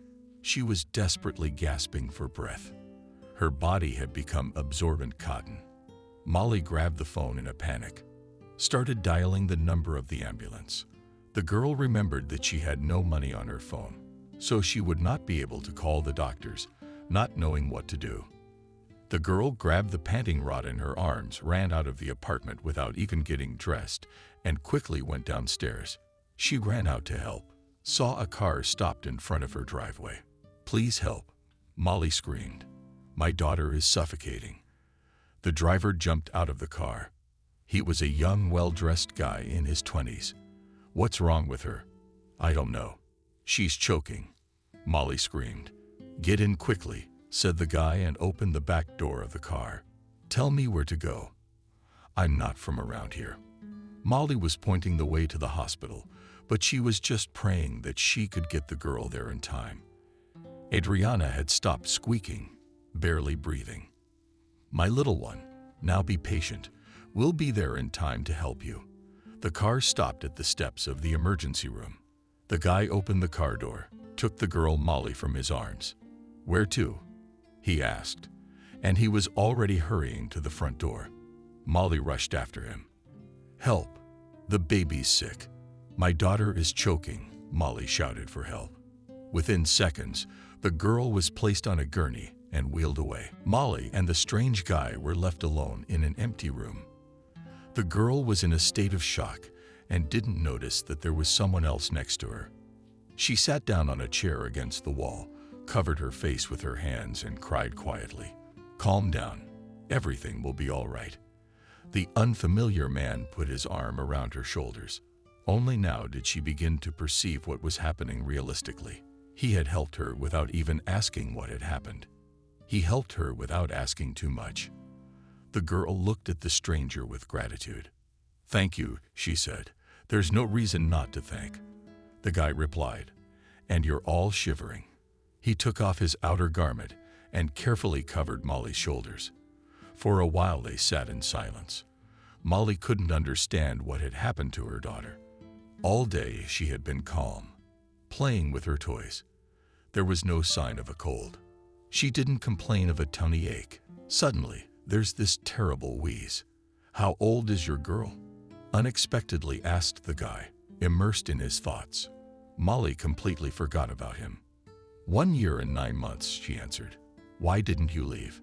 Thank you so much for helping me, but you should probably get on with your business. She started to pull off the stranger's jacket, but he put it back on her shoulders with a warning movement. Don't worry, I'm in no hurry at all. In fact, it's important that I know what's going on with your baby. I'm kind of in charge of her now. I'll be honest, I was really scared for the girl and for you. You had that look. The guy gave Molly his hand. I'm Robert. Molly smiled faintly and held out her hand. His palm was warm. The light shake cheered the girl up. I was really scared. Adriana is my only and favorite daughter. I don't know what will happen to me if something happens to her. She'll be fine. There's doctors here. They're gonna help. Robert tried to reassure her. Thank you. Molly looked into his eyes. They were the same sky blue color as her daughter's. Are you the girl's parents? The doctor asked. He looked about 40 years old. Molly stood up, unable to even ask what was wrong with Adriana. Silently, she looked at the doctor. Yes, we brought her here, answered Robert instead of the girl. And it's good that we brought her ourselves. They were waiting for an ambulance. I'm afraid we wouldn't have been able to save her in time. Molly felt the doctor's words making her legs shrink. The doctor noticed her agitation and hurried to reassure her. Everything is already fine. Don't worry so much. Your daughter had a severe allergy attack. We pumped her stomach.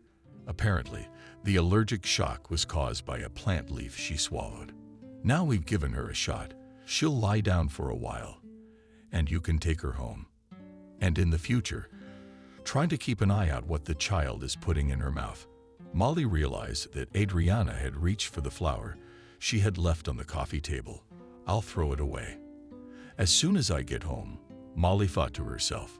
For 2 hours she sat in the emergency room, and the guy who had helped her out in a dangerous moment was there when Adriana was carried out by a nurse. Molly jumped up from her chair, rushed to hug the little girl, but she only flapped her eyes. Tears sprang from the mother's eyes. Her Adriana is alive. She's all right now. Robert drove them home, stopped the car in front of the driveway. I don't know how to thank you, Molly said. And you can make me some tea, he said, smiling. I'm craving something hot. Well, let's go. Molly headed for the entryway, thinking that she had nothing for tea. At least there was some brew in the tin. Come in, invited the girl. Robert pushed open the front door. In her haste, she had left it unlocked. The guest, undressed, went into the room, looking at the furnishings in the car. Adriana had fallen asleep. Apparently that was the effect of the medication she had been given at the hospital. Molly tiptoed into the bedroom, put her to bed, and returned to Robert. I'll put the kettle on now. The boy nodded in response. She returned to the room a few minutes later, carrying 2 cups of tea and sugar on a tray. On the bottom it still had a little sweetening left for. You'll have to excuse me.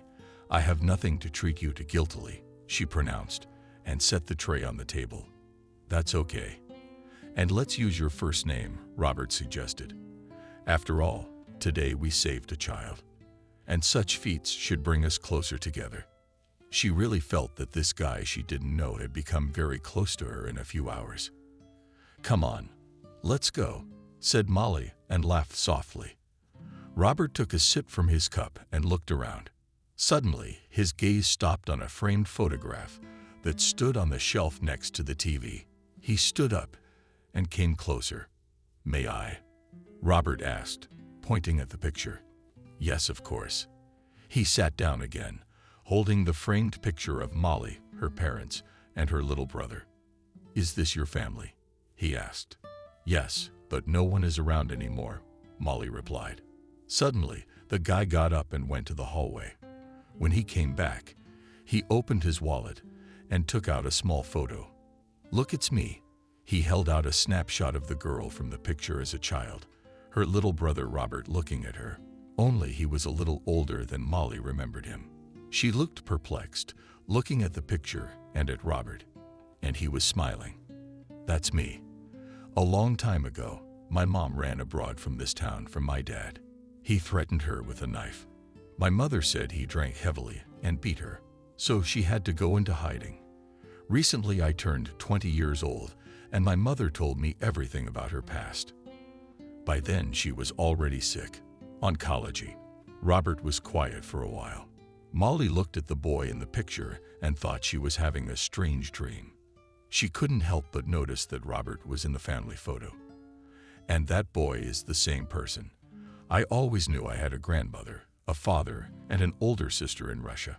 When my mom was dying, she asked me to find my grandmother and my sister Molly. So when I buried her, I came here. Robert found Grandma's house. I wanted to talk to her first, but the neighbor said that the old lady died not so long ago, and the apartment is for sale. She also told me that my sister lived in my parents' old apartment. Robert continued. I knew the street name of the city and the house number by heart from childhood, but the apartment number just slipped my mind. And my grandmother's neighbor didn't know it, so I decided I'd find my sister, even if there are 1,000 apartments in this building. I got to the house, and there you are, running out with your daughter in your arms. Molly looked at the guy and couldn't believe this was happening to her. Is this really her brother Robert? It turns out it is, but it's so unbelievable, I can hardly believe it's happening. I thought they'd go door to door. And I asked people in the courtyard, and I find my sister. He looked at Molly with a look of warmth and joy, and she was completely speechless. The boy and the girl hugged tightly, two loved ones separated.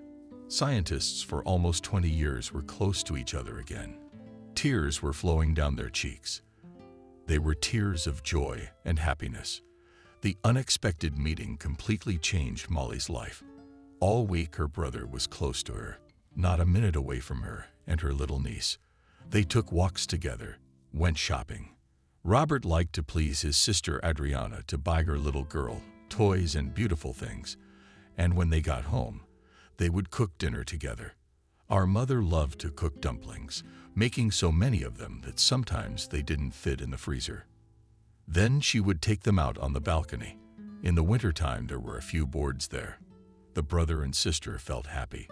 Molly had forgotten that her husband would be back soon while he was away. She talked a lot about her life, about how Stephen constantly reproaches her with a piece of bread and does not give her money for groceries.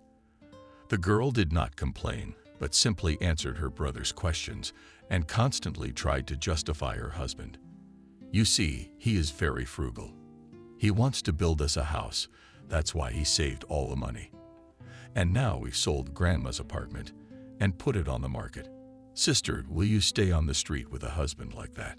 It was obvious to Robert that her husband was just screwing around to make a profit at her expense, while he was living for his own pleasure. One day, Robert suddenly went somewhere. Will you be gone long? My sister asked.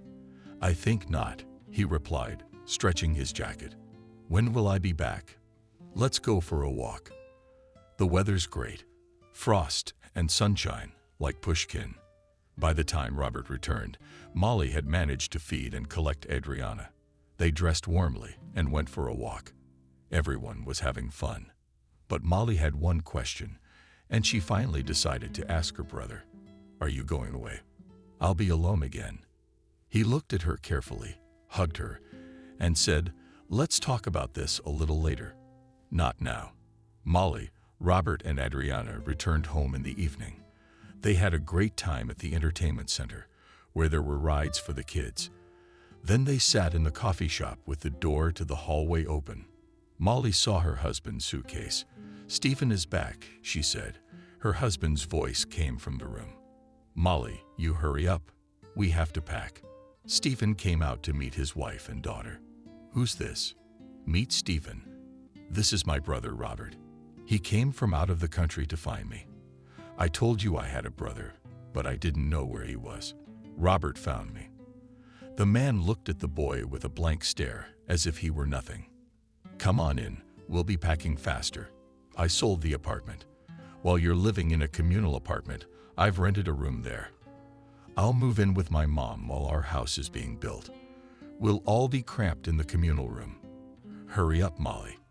What are you standing there for? She doesn't have to hurry. Robert suddenly entered the conversation. But you, man, you can go to your mother's house.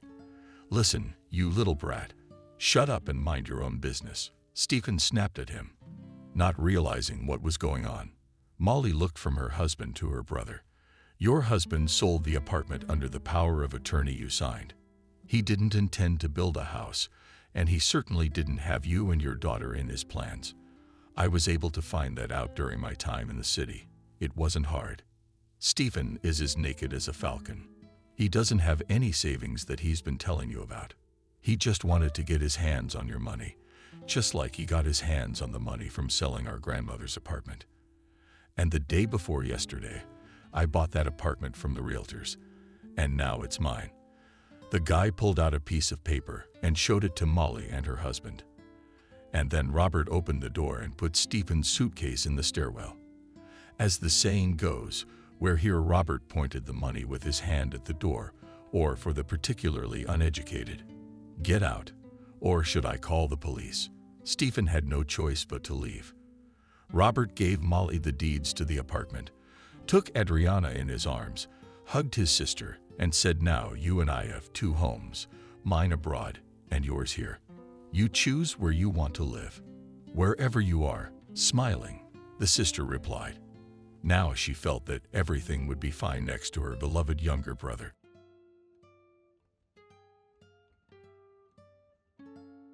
Subscribe and click the bell. Ethan couldn't sleep. His life had been eventful lately. But what had happened today? It just didn't make sense. How is that possible? Ethan realized he was smiling again. Wow! He'd long ago forgotten about that orphan boy. The orphan boy, the one who'd ended up in his ward, but fate had turned around. The street lamp shone brightly through the window, so that every object in the ward was clearly visible, including the half-empty box of chocolates. Ethan himself had forgotten that he had once adored these candies, and he hadn't seen them on sale for a long time. But there was a man on earth who remembered his little weakness and even found the box to please Ethan. So everything was not in vain, the penny wages, delays at work, and hard labor. Sometimes he wanted to quit his position as a doctor in the district hospital and go to a more monetary job, but something kept stopping him. Ethan couldn't leave his colleagues and patients. He just couldn't. He scolded himself for it, but continued to stay at his post. Even when a childhood friend opened an automobile workshop and called him to be an administrator, offering a good salary, even when his wife called him a loser, even when his daughter was born and the four of us in a two-room apartment became cramped. It seemed to Ethan that leaving his position as head of the pulmonology department was tantamount to betrayal. He joined the hospital right after residency. At first, he worked under the supervision of an experienced doctor. Then he began to manage patients himself, and gradually it became clear that Ethan had developed some kind of sixth sense. He had a special instinct that helped him diagnose and select the right treatment. A special category of patients were children. Actually, there was a special department for young patients, but it was often overcrowded, so the small charges came to Ethan's floor. Now such cases have become isolated, but earlier, when the hospital was smaller, children came to Ethan's floor regularly. And just today, being in the unusual role of a patient himself, Ethan remembered one of his little patients, a boy of about 12 to 13 years old from the orphanage, who came to the hospital with pneumonia. Of course, he remembered it for a reason, of course. There had been 1,000 patients in his department over the years of his work, of course. You can't keep everyone in your memory. But Daniel was special and reminded of himself in a very surprising way. Ethan was still a young specialist at the time, but already respected and authoritative. His opinion was considered. He was consulted by more experienced colleagues. By that time, Ethan realized that he had chosen the right path, pulmonology. People with various diseases of the respiratory system, blue lips, pale skin, the man over time learned to distinguish his patients from afar, saw them on the street in shopping centers and parks. Ethan made diagnoses, developed appropriate treatment regimens, and put them into practice. Carefully approached each case, and people began to breathe again. The patient's quality of life changed dramatically for the better. The doctor felt great joy when he saw that the former patient was healthy, full of strength, happy, a tremendous return. Unfortunately, not all stories ended well. Ethan immediately noticed patients who did not have much chance of recovery. He recognized it in some subtle way, signs. Daniel, the boy from the orphanage, was one of them. Ethan saw the teenager being processed in the emergency room. Daniel had been brought in by two women, the local internet medic and one of the caretakers, apparently. They were answering questions. The admitting nurse was filling out paperwork, and on the couch, with his back against the wall, sat Daniel, thin, pale, dark blonde bangs falling almost to his eyes, spiky shoulder blades. The boy was taking his temperature, his t-shirt tugging at the thermometer sticking out of his armpit. Ethan didn't like the look in the boy's eyes, a dull, indifferent look that said he was very sick, and the chances of recovery were slim. Ethan still remembered how his heart had shrunk with pity for the boy. He decided that he would do whatever he could to get the young patient out. Then there was the examination. Temp under 40, saturation critical, lungs wheezing, labs showing severe inflammation. Ethan was outraged. How did the orphanage bring the child to such a state? Why didn't they seek professional help sooner? The local nurse fed Daniel with useless pills, antipyretics, painkillers, even cough medicine she gave him, but he got worse and worse. Now the boy's situation was critical. X-rays showed pneumonia with extensive lung damage. The young patient was transferred to the intensive care unit, connected to a ventilator, began to administer the necessary drugs. Daniel either fell asleep or lost consciousness. Ethan sat next to him and looked at the skinny teenager, so pale, almost blending in with the white hospital pillowcase. Very young and no longer wanted by anyone. It was evident in his faded gaze and general lack of grooming. An orphan? What can I say? Life in an orphanage is certainly not sugar. Ethan was afraid to leave the boy's side that night. It seemed that in his absence the worst might happen. The child's condition was too unstable. The ward was quiet that night. Old patients were already on the mend, and there were no new arrivals. The nurse on duty looked in several times, offered the doctor to go to the restroom, to lie down, a little, to drink tea. He refused. He could not leave Daniel now. He felt it was dangerous, and he was worried for a reason. At about 4 a.m. the boy got worse. He turned blue, wheezed, and all this without regaining consciousness. Ethan immediately, without a second, called for the help of an on-duty resuscitator, and the two of them several tediously long minutes brought Daniel back to life. The kid was breathing again. The beeping of the instruments was steady as it should be. Ethan exhaled with relief. It was gone. The doctor didn't leave his post until morning, even though he felt that the crisis was over, that the boy was no longer in danger. Daniel's chest rose and fell evenly. At the thought of what would have happened if he hadn't been there at the critical moment, Ethan felt sick to his stomach. He and his wife had recently had a son, a cheeky, funny-looking baby, Mason, now sniffling peacefully in his crib. He and Margaret had surrounded the newborn with love and care, giving him plenty of warmth and attention every day. It seemed that all this is vital for the little man. Mason literally blossomed from their smiles, hugs, warm words, and this Daniel, how does he and others like him live? The boy was in the intensive care unit in the most serious condition, and the adults were to blame for it.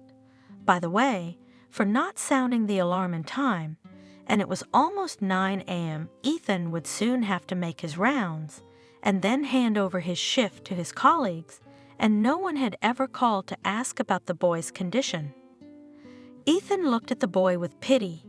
It seemed to him that his cheeks had turned a little pink. Just a little, of course. He still had a lot of healing to do, but the crisis was over. There was a chance that he would be all right. Ethan couldn't resist ruffling the young patient's blonde hair. Daniel's recovery had been slow and difficult. The damage to his lungs was very extensive. The boy had difficulty breathing, and he coughed to the point of nausea at the slightest physical exertion. The child was temporarily removed from the ventilator, but the transfer to a regular ward was too much to talk about. Every now and then the kid's saturation dropped sharply, and we had to give him oxygen. Ethan spent a lot of time at the bedside of the little patient. They talked for a long time, if Daniel's condition allowed it. The boy's story about his life in the orphanage shook Ethan, an adult, to the core. Above all, the indifference of the staff was surprising.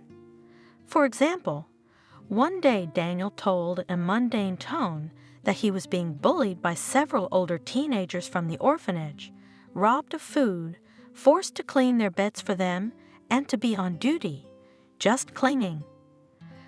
Tripping, insults.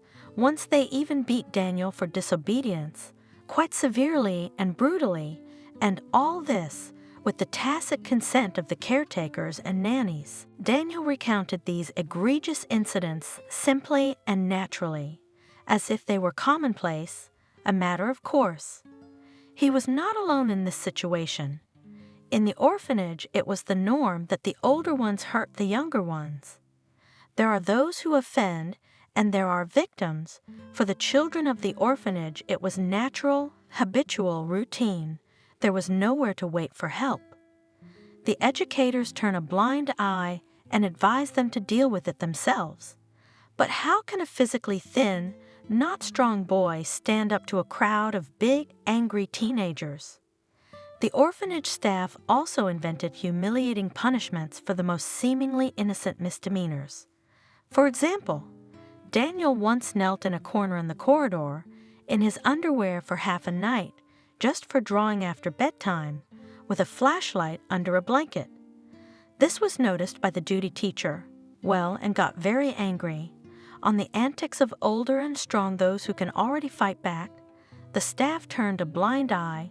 They were allowed to do anything, but on the weak, the adults came off at full speed. From the stories of Daniel, Ethan concluded that the educators banally take out their anger on the children, compensate for their own powerlessness. This, of course, is scary. Daniel did not complain. Ethan learned about the horrors of being in the orphanage by asking leading questions. The boy told about his life, his existence, in an even tone. For him, it was all familiar, natural. The boy did not know that it could be otherwise. One day, Ethan couldn't stand it and wrote a letter to the city administration, without mentioning names and surnames, so as not to frame Daniel. In this note, the man told about what was going on in the walls of the children's institution. Ethan heard that after his appeal, a commission came to the orphanage. Checks were made. The pupils were questioned. Had anything changed then? The doctor did not know the exact answer to this question, but he really hoped that he had helped the little children and Daniel in particular. Gradually, a special, very warm, trusting relationship developed between the patient and the doctor. The boy looked forward to Ethan's arrival in the intensive care ward and smiled at him every time, even if he had no strength at all. The man tried to make the boy laugh, cheer him up, told him anecdotes and funny stories of his childhood. He asked him to get well soon, because a dolphinarium had come to town, and the orphans would definitely be taken there. So Daniel had to be in line by the end of the month. One day, when Ethan went to check on Daniel as usual, the phone rang in his robe pocket. His wife was calling. Margaret had asked him to buy some milk for her and had disconnected. Was that Beethoven's Moonlight Sonata? Daniel inquired. It was, he asked at the ringtone. Beautiful music. You know your classics. Ethan smiled. Are you interested? Or maybe they teach music in your orphanage. I didn't always grow up in an orphanage, answered the boy. Yes, and I understand that you were transferred there from the maternity hospital. I saw something like that in the documents, or am I wrong? You're not wrong. My real mom gave me up right away. I don't know her and I don't know why she did it, but I was really transferred to the baby house, right from the maternity ward.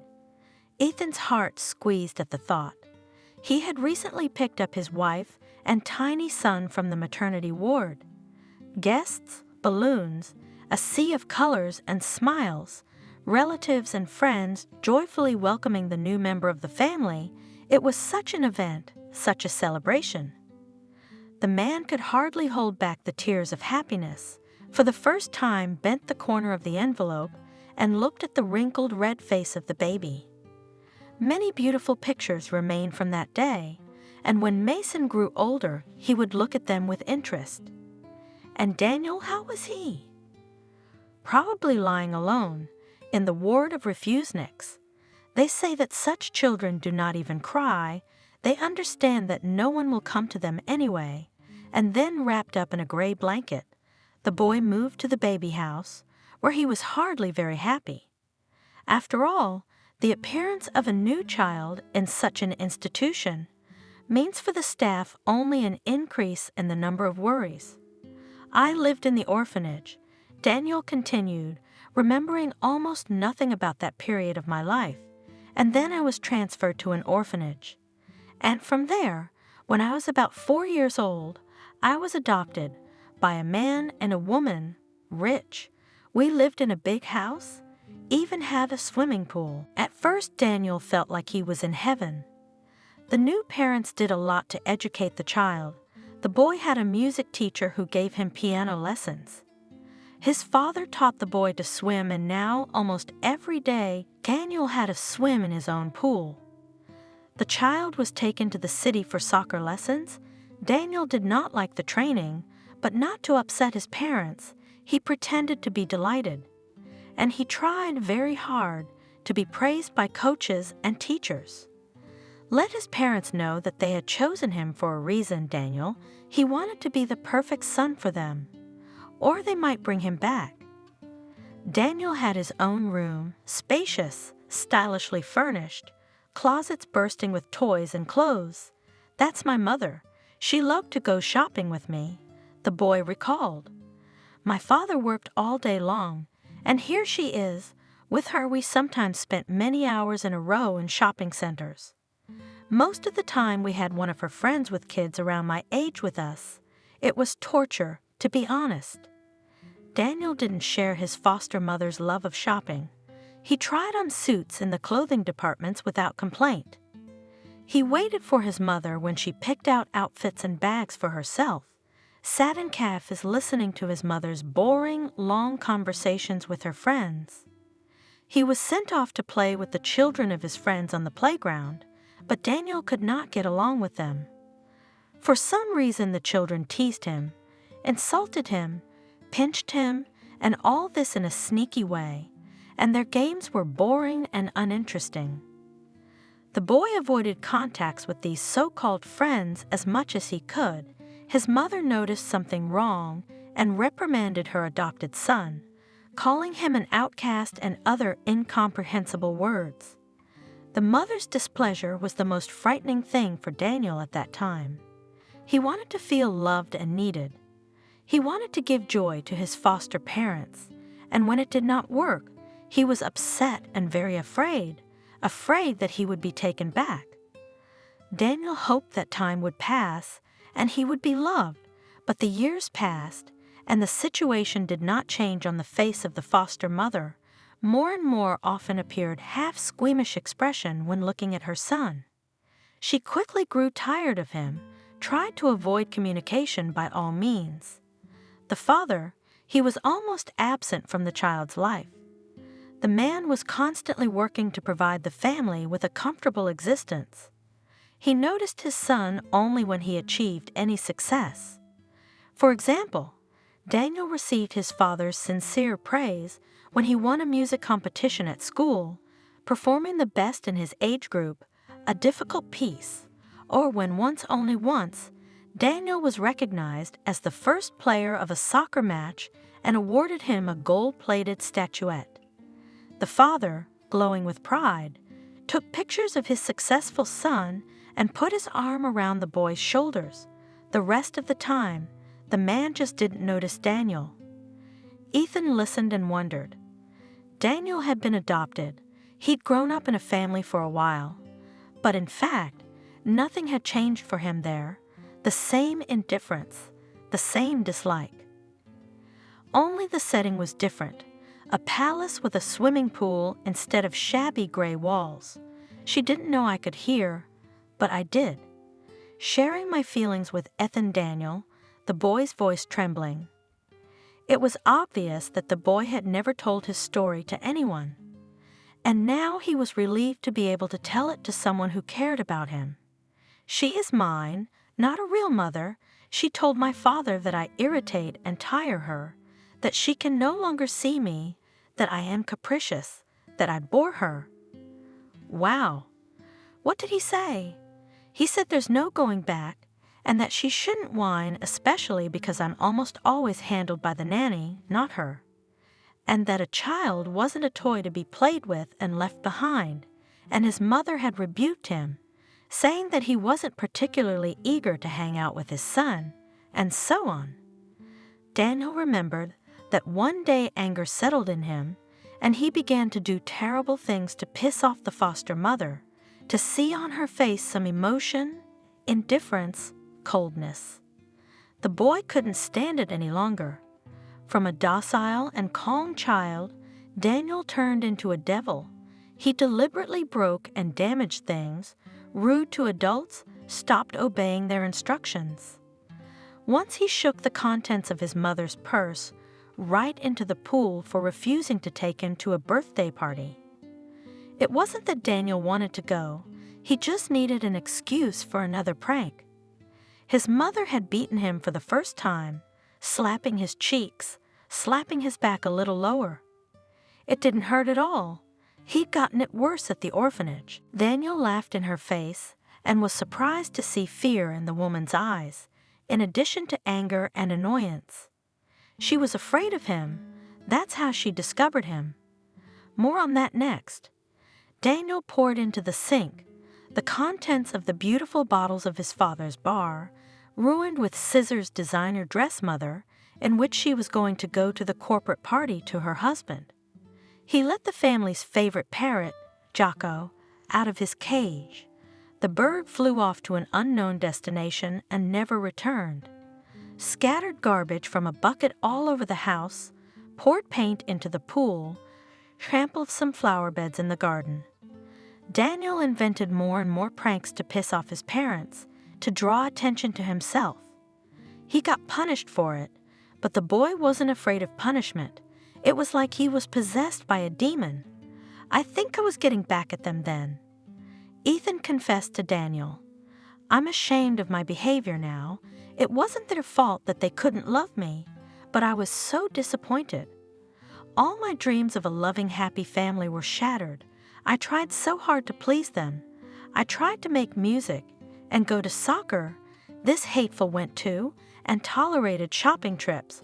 But they, especially her, they looked at me like something unpleasant, unnecessary. So I took my revenge on them." Daniel was taken to the doctor, preceded by a serious conversation between the couple. The boy heard everything from his bedroom. "What doctor?" The father was indignant. "So that everyone thinks that my child is abnormal?" "Yes, you just dissolved it. Not for nothing you cannot have children of their own. You just do not know how to communicate with them. I told you motherhood wasn't for you. No, you wanted a doll for yourself. That's it. Now you've got it, so raise it instead of going to the salons. He is crazy. My mother screamed. You're never home. Can't you see what he's doing? And if one night he'll just send us all to the other side of the world. Didn't you think of that? The parents argued for a long time. They talked about Daniel as a problem to be solved. They weren't frightened by their son's condition and didn't really care about his fate. The father did not want a child with a diagnosis in the family. The mother, on the other hand, hoped to get a diagnosis and send the unwanted child to the hospital, at least for a while, to breathe free. And that's when I clearly realized what a burden I was to both of them. Daniel shook his head sadly and realized that they didn't need me, that they would never love me, so he calmed down, accepted the situation, decided to take it as it came. Ethan shivers. Daniel was about 7 years old then, a very young child, and already such problems, such thoughts. Daniel left his antics, but it was too late. His mother took the boy to a doctor, a paid one, a very expensive one, who was determined to fulfill any wish of the client, and the mother's wish was absolutely clear: to get a diagnosis so that she could legally dump the boy where he came from, in an orphanage. That's how I became a mentally unhealthy person. Daniel said words that were not appropriate for his age. My mother screamed at the head of the orphanage that they had given them a crazy person and promised to deal with them. And I was assigned a health group, with which usually no one takes children in the family who needs such a big child, and even with a frightening diagnosis. So now I live in a boarding school. I can't wait to grow up. Do you want to become an adult sooner? Asked Ethan, shocked by the young patient's story. Of course they are children, that is, we are weak, defenseless, powerless. Nobody counts us. Adults are different. When I am big and rich, I will definitely take a child from an orphanage, or even 2 or 3, as many as my wife allows, and I will be a real dad to them. I'll always talk to them and fulfill their wishes. Ethan smiled. Daniel, in spite of what he had to endure, was not embittered. That boy had a surprisingly good heart. He'd been betrayed twice, he'd had a hard time in the orphanage, and he didn't even hold a grudge against his foster parents. On the contrary, he was grateful for a few years spent in their beautiful rich house. It was only there that I realized I had talent. Daniel smiled. His breath was getting short, and his lips were turning slightly blue from the long conversation. Ethan noted these warning signs and prepared to call the nurse for oxygen, but he still wanted to finish the conversation, especially since Daniel himself was interested in it. What talent have you discovered? I draw well, especially buildings, constructions. I see. I immediately grasped the essence. Even when I was very young, I was able to draw 3-dimensional images. Even my mother praised me. Here, let's get well soon. We'll transfer you to the ward. I'll bring you pencils and a sketchbook, and draw me something to remember. Okay, sure, Daniel promised. Ethan left the room and thought about it. The boy's condition had stabilized, but the light, too extensive lesions. A drug, very expensive and rare, was needed for recovery. Without it, without this drug, irreparable things could happen to the child. The same day, the doctor contacted the orphanage management and explained the situation. Treat with what you have. The head of the orphanage cut him off. Our budget does not include such items. You understand, the lung damage is so great that there is no way without this medicine. I will provide all the necessary reports and documents. Push for funding. The drug is necessary and urgent. It is not included in the list of those paid from the budget. The superintendent stood her ground. Ethan hung up. Everything was clear with them. Nobody needed this pale, russet-haired Daniel, the artist. If he suddenly disappeared, perhaps nobody would notice or be upset. complete indifference to the fate of the pupil. Trying to get something from the administration of the orphanage is like banging your head against a concrete wall. Ethan tried to apply to the fund for helping sick children, but even here he met an obstacle. The man never fully understood why, but the fact that Daniel is an orphanage resident played against him. The boy is under the care of the state, which means that it should pay for his treatment. Funds collected money for treatment of only domestic children, family children, a terrible injustice. Total indifference to Daniel's fate depressed Ethan. The boy was getting worse and worse, and the relief was temporary. Standard medications were no longer working, and Daniel was put back on ventilator. The boy was melting every day. Ethan could not bear to watch it, and the man made up his mind. He withdrew the money he had been saving for a new car and bought drugs for Daniel without even consulting his wife, because Margaret, although she was a kind, warm-hearted woman, would not understand or approve of this act. Ethan decided that he would make amends. Gradually, he would save from his paycheck and accumulate the necessary amount, but Daniel could not wait. At the hospital, Ethan explained to his colleagues that he had found a rich sponsor for the boy, and only one nurse, the elderly Clara, knew where the money actually came from. She happened to see a receipt for the payment, which showed the name of the account holder from which the money had been debited. Ethan smiled and put his finger to his lips, saying not to spread. The old woman nodded and hugged the young doctor, who himself, being in a bad financial situation, decided to save the boy from inevitable death. Daniel recovered quickly on the new medication. Soon Ethan, with relief, transferred the patient to a regular ward. The boy had fun. He was happy to communicate with the medical staff and other patients. Laughing a lot, Ethan looked at all this and realized he had made the right choice. If it wasn't for the medication, none of this would have happened. No Daniel smiles, no fun games, no amazing drawings. Ethan kept his promise. He brought a sketchbook and a set of colored pencils to the kid's room. That same day, Daniel found the doctor on the floor and demonstrated the drawing. Ethan did not expect such a thing. In front of him was a surprisingly accurate image of a piece of the street, seen from the window of the boy's room, a wide boulevard, the building of a shopping center, passers by hurrying somewhere. You drew this yourself?" "Of course I did," Daniel answered, clearly pleased with the doctor's reaction.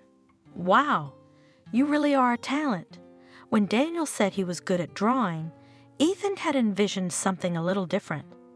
He'd expected a beautiful, but still childlike and primitive drawing, but here it was as if a professional artist had done the work. The shadows, the light, the volume, the image looked surprisingly lifelike and realistic. "Did someone teach you?" Ethan asked, still not believing his eyes. "Did your foster parents take you to art school?" "No." Daniel shook his head. They wanted their son to be a star soccer player, not an artist. And in the orphanage we have drawing, but it's boring. They put a vase in front of you and tell you to draw. I draw what I see and what I like. You have to study. Do you hear me? I'll talk to your teachers." "Thank you. Maybe they'll listen to you, because they want me to study to be a tiler. After the 9th grade, I heard, and I dream of being an artist or even an architect. I like to design buildings." "An architect?" Ethan grinned sadly. "I don't think that would be a career for a kid from an orphanage. There's no way he's going to get into architecture schools, and no one will pay for his studies." It was a pity.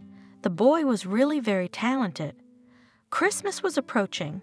It was obvious that Daniel would have to spend it in the hospital. He had a long recovery ahead of him. The boy was glad of that. He liked it in the hospital.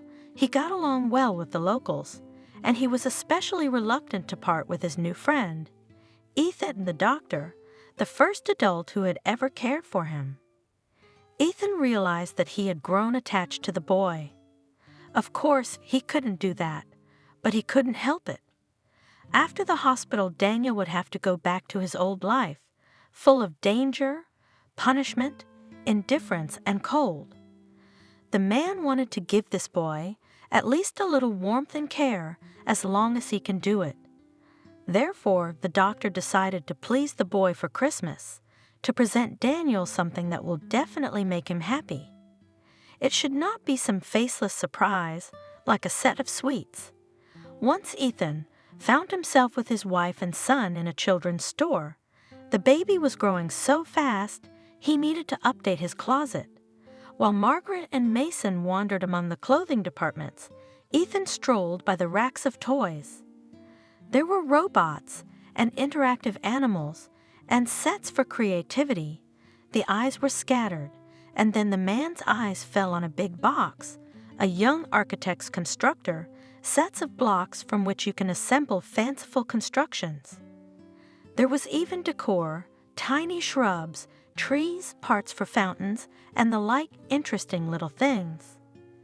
Ethan remembered Daniel's words that he liked to invent interesting buildings and realized that this constructor was just made for a young, talented patient. The price, of course, was a biting price, but his wife smilingly approved of her husband's decision, and they bought this brightly colored box. What joy Daniel's eyes lit up when Ethan presented him with the gift. It was the day before Christmas, after the doctor had given the post to the morning shift.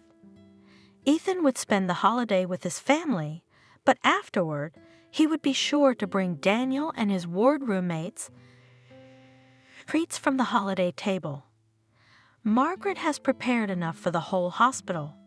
Now Daniel spent his mornings and evenings constructing. He turned out really impressive constructions, ergonomic, stylish, aesthetically pleasing.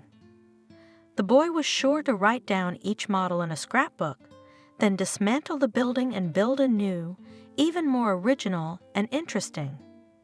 By the time he was discharged, the boy had several albums of such drawings. Ethan once borrowed them and showed them at the Design Center, a prestigious institution where children were taught the basics of architectural design. Classes in the studio were expensive. Students participated in all sorts of competitions and won prizes. But Daniel was ready to accept for free, just to get such a talented student. Ethan explained the situation, said that the boy was brought up in an orphanage, that no one would promote him, let alone pay for his education and trips to competitions. The director thanked him and promised that he would fix everything, because such talent should not go to waste. Ethan left the Design Center with a light heart. It looked like Daniel was seriously interested in this place.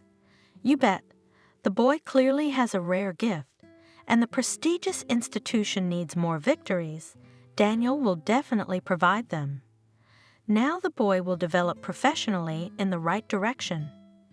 Ethan couldn't wait to tell the teenager about everything. He would be happy. His life would no longer be the same. Daniel was happy, of course, but as the discharge approached, he became sadder and sadder. He didn't want to leave the hospitable wards where he was treated so well. Ethan was also sorry to part with Daniel, as he had grown attached to him during that time. He even had a serious talk with Margaret about taking a boy from the orphanage. Daniel was good, bright, kind, and would be a pleasure to take care of Mason. Ethan was really ready to take Daniel into the family, to become a father, a mentor. Why not? But Margaret was adamantly opposed. Are you crazy? We need to feed our own. Where else can we get another one? Especially one so grown up? We probably won't even get one. The apartment is small. The wages are small too. Ethan sighed, of course. His wife was right, but Daniel wouldn't be lost now. Everything will be fine for him. On the eve of discharge, The doctor and the patient had a long conversation. They were sitting in the nurse's lounge, drinking tea with Ethan's favorite candies. The kid appreciated them too. The man tried to set the boy up for a new life, to inspire him. He talked about how important it was for him to work, to develop his talent. He left Daniel his phone number and asked him to call if he had any difficulties.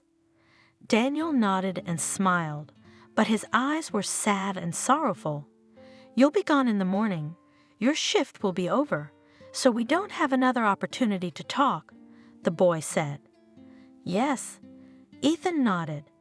"You'll be discharged without me." "I'm so grateful to you," the boy said, looking seriously into the doctor's eyes. "I know you saved my life." "Well, I was just doing my job." Ethan shrugged. "You did a good job, you made it." "Not on my own. I know all about it," Daniel admitted quietly. Tears welled up in his eyes. "I should have died. I heard the nurses talking, and you saved me twice. The first time was the night I arrived, when you sat next to my bed and noticed in time that I wasn't feeling well.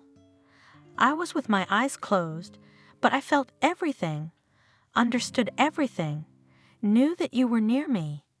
I was so afraid you'd leave, but you were called many times to rest, but you didn't leave." "So you felt everything then? I thought you were unconscious."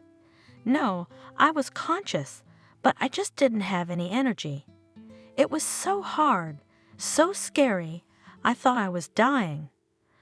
"I was dying, but you didn't leave me for a minute and saved me, helped me at the right moment. It's a miracle I was there for you." Ethan confessed. Everything really could have ended horribly, but I'm a doctor. It's my duty to save the sick. You just couldn't be left behind. But someone else would have. Exercised Daniel, and Ethan didn't bother to argue, because the kid was right. It was true that a doctor was not obliged to sit at the bedside of a patient in intensive care all night, especially when the condition had been stabilized, but the man felt. With his animal instinct that Daniel should not be left alone at that moment, not at all.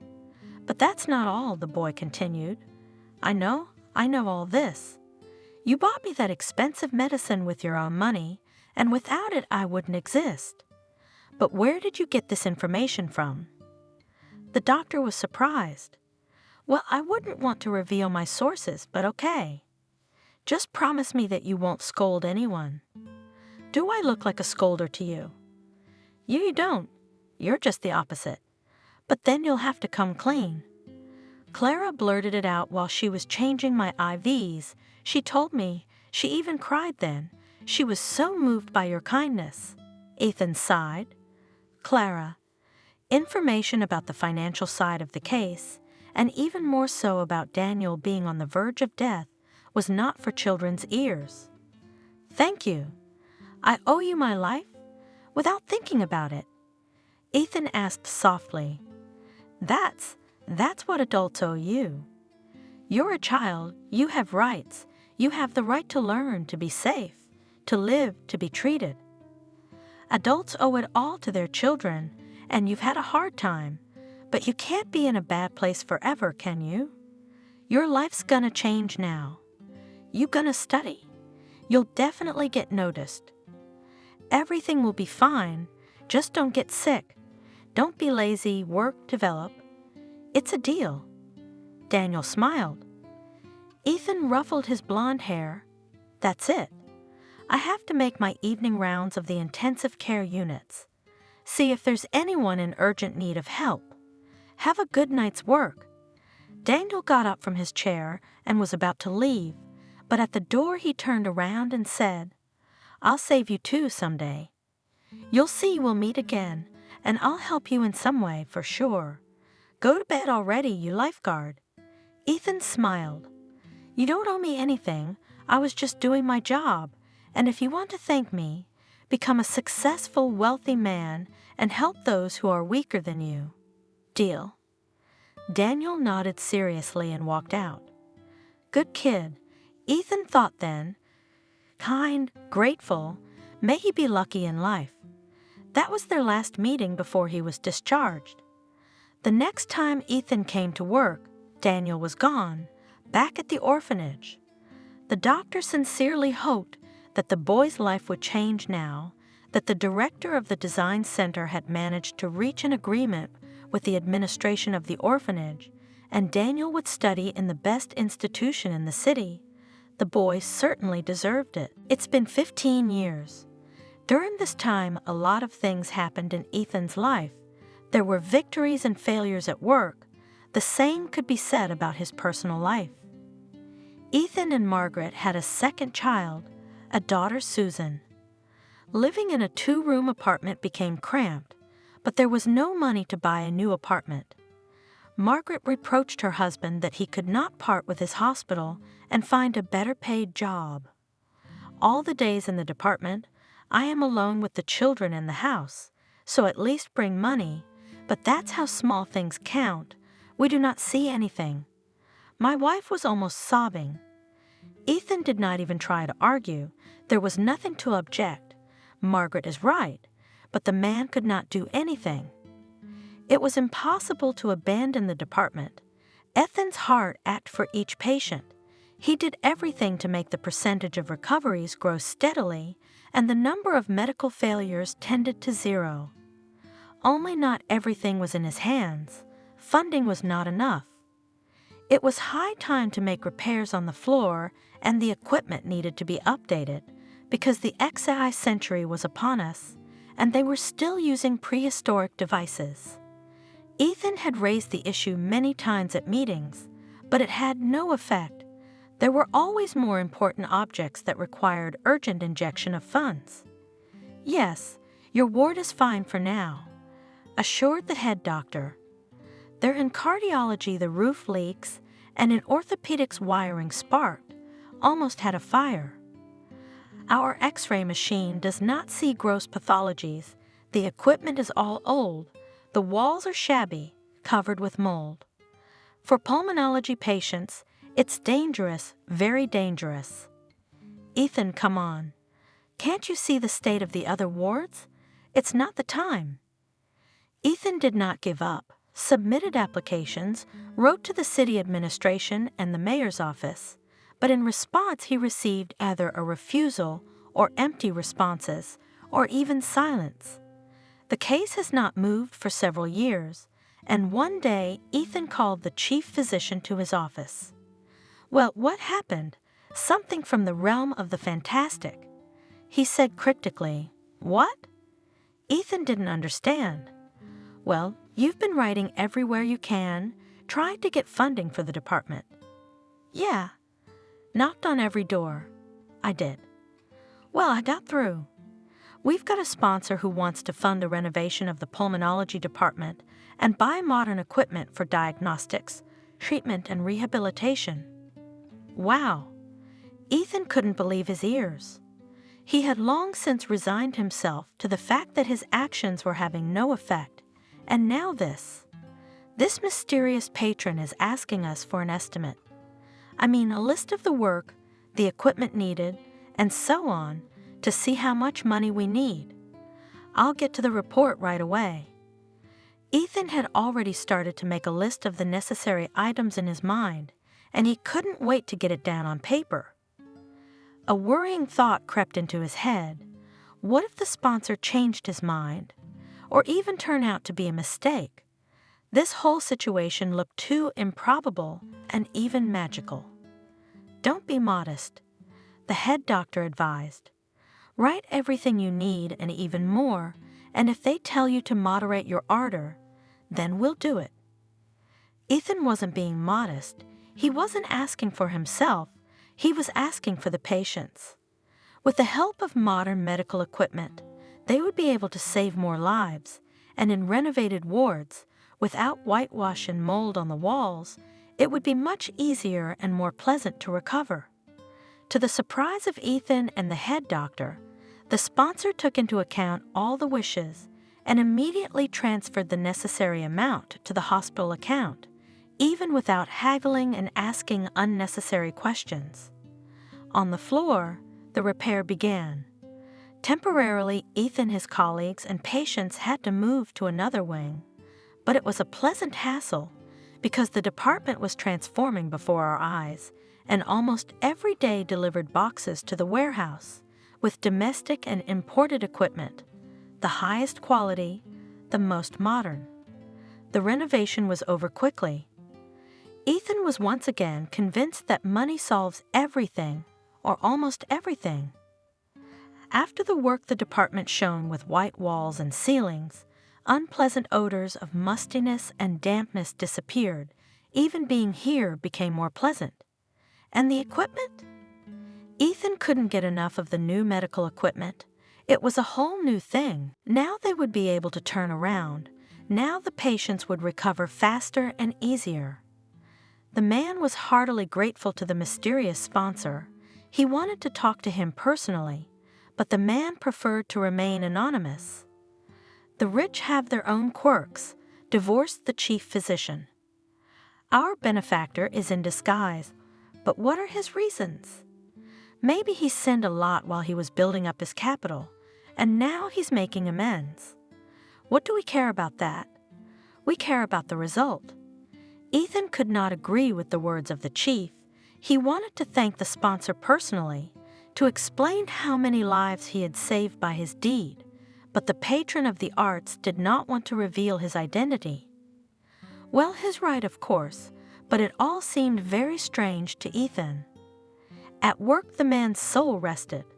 Fresh repairs, new equipment, all this inspired, lifted his spirits, but at home things were not going so well as he would have liked. Moneyless, not that they were poor at all, Ethan's salary even allowed Margaret not to work.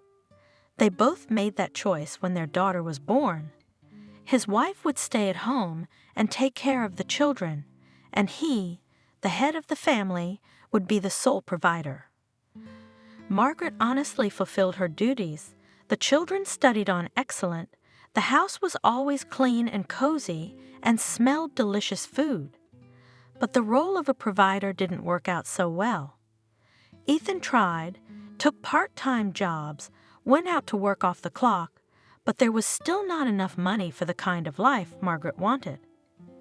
No, she didn't demand anything supernatural, but she wanted to give her children a decent education, to vacation at sea at least once a year, to drive a new car, not a rusty and constantly breaking down. Ethan could not provide all this for his family, worried, tried to do something, but it did not work. The option of quitting the hospital was not considered at all. It was his department, his brainchild. Under him it began to flourish, and now, thanks to him, the department became the most modern in the hospital. But Margaret, too, she could understand. Scandals, quarrels, recriminations increased, but Ethan tolerated it. He had nothing to say to his frustrated wife. Mason and Susan grew up. They were no longer babies, but teenagers requiring much more investment, including financial.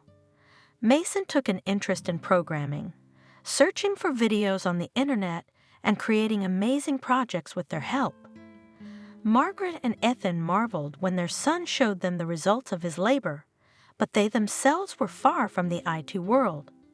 He needs to learn. Margaret insisted. He's clearly got a knack for it. He's a real talent. Yeah, good for him. He's a determined kid growing up. Only we parents can kill that talent at the root. What's that? I don't get it, Ethan. The boy must learn. And do you know how much a programming course costs? I just found out we can't afford it. Well, that's too bad, but maybe there's something cheaper. You can't. I called all such institutions in our city, and online schools even looked for. Everywhere the price is about the same, and it is not for us. I'll figure something out. You better try. It's our child's future we're talking about. It's in our hands right now.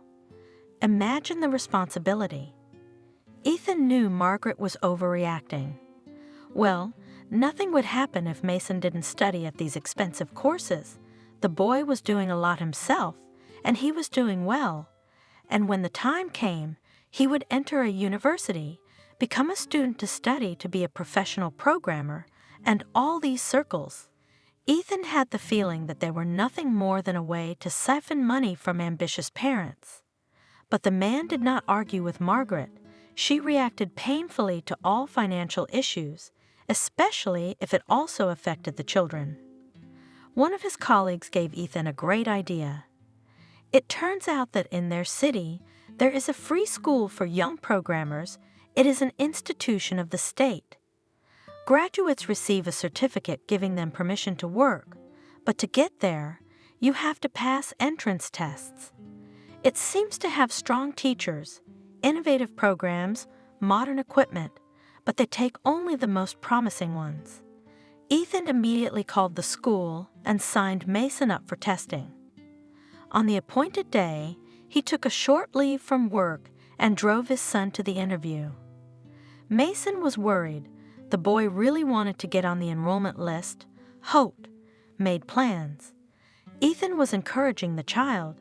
The man was really confident of success. Mason is so enthusiastic. He's been studying a lot. He already knows a few things. Who else to take but him? Mason was tested, told to look at the results in 2 days on the website. After the allotted time, Ethan called Margaret and told her in a distraught voice that their son's name wasn't on the list. She even called the school to find out if there was a mistake, and it was confirmed that Mason had fallen a few points short. They had advised her to study and try to get in next year. Ethan was upset, of course. He thought it was a done deal, but he spoke to his wife in a deliberately cheerful voice. Well, nothing, he's still a young guy. There's time. He'll have time to study. He'll improve his math and English, and then... You don't understand anything. Margaret was indignant.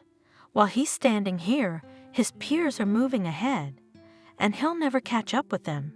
Do you understand? Never. And you can't pay for a programming course. You're ruining your son's future. After the conversation with Margaret, Ethan walked sad and pensive for a long time. More and more often she reproached him for not earning enough. It was hard to look like such a lowlife in the eyes of his wife, and the children heard it all too. Here Ethan was distracted, the man was at work, and here he is an important and irreplaceable person, and very respected. His opinion and help is needed by someone all the time. No important medical decision is made without him. Ethan went about his usual business, and then, about a week after the incident with the programming school, a strange and very unexpected event happened. Ethan got a call from the school. The administrator informed him as politely as possible that there were a few more budget places on the course, and since Mason had shown high results on the test, he would be enrolled. They asked him to come with documents and fill out some paperwork. Ethan, of course, immediately called his wife back. Margaret was over the moon. The man smiled, imagining how happy Mason himself would be. Some time later, the problem with the salary was solved quite unexpectedly. The city announced a contest for Doctor of the Year. For the first time in my life, it had never happened before. And from the hospital, the head physician nominated Ethan as a contestant. The man tried to resist. He did not like such events, but the chief insisted, saying that the candidate for the head of the pulmonology department, chosen by voting on the hospital's website, patients favored him. They also wrote explanatory comments. Ethan didn't know that there was any voting, but it was very pleasant to read the patients' comments. Once again, the man felt that his work was seen, valued, and appreciated. The most important thing is that during this time they managed to save many lives. No money can measure that, and then the work spun again. Ethan didn't think about the contest. Filled out some form, submitted a photo. Someone from the hospital administration handled the rest. After a while, Ethan was summoned to his office by the head doctor and asked in a mysterious voice if he had a business suit. "Well, I did," Ethan shrugged. "Why?" "Because you're the winner of the contest." The head doctor's eyes were burning. "If only such an honor for the hospital. Now it will be easier to get funding from the budget and the long-awaited repair of some departments." "I did nothing to win." Ethan, who had forgotten all about the contest, stretched out in confusion. He couldn't believe it was true. "You didn't do anything to win the contest, but you did more important things, working, giving of yourself to patients, saving people. That's why you won." At the awards ceremony, Ethan came in glowing Margaret, his wife holding his hand. She looked gorgeous in a dress with an open back, specially purchased for the occasion. Ethan also looked good in the elegant suit he had last worn 5 years ago for the wedding of his wife's younger brother. He was called to the stage. Ethan was a little confused in the spotlight, but as his friends and colleagues told him later, it looked very appropriate, and the Doctor of the Year was not bad at all. It turns out that when you stand on the stage, because of the bright light, you can hardly see the audience hall. It seems dark and boundless sea. Ethan felt the eyes on himself, felt the energy of the audience, but did not see them. Such a strange feeling. And then there was a banquet, at which the tipsy, cheerful head doctor announced important news. It turned out that the winner of the contest would receive a monthly supplement to his salary from the budget, and named such an amount that Margaret shrieked with joy, and Ethan smiled. No longer would he feel like a man who could not provide a decent life for his family. Ethan had often wondered if fate had favored him in some special way lately. He always thought that life was striped. The black stripes would be replaced by white ones, and vice versa. But his phase of success and rise was not over. One success followed another. It certainly pleased, inspired, made him feel strong and almost omnipotent, but also caused a strange feeling. Is everything really working out so well? Was it somehow suspicious in itself? Wouldn't there be a reckoning one day? Ethan tried to chase such thoughts away, but occasionally they still seeped in and kept the man at peace. And now it was completely idyllic at home. The family had finally moved into a new, larger apartment, closer to the gymnasium where the children were studying. The couple even had time to make repairs, but how to do? Ethan simply paid for the services of workers, and while the whole family vacationed at the sea, the team turned the apartment with rough finishing into a stylish, beautiful dwelling.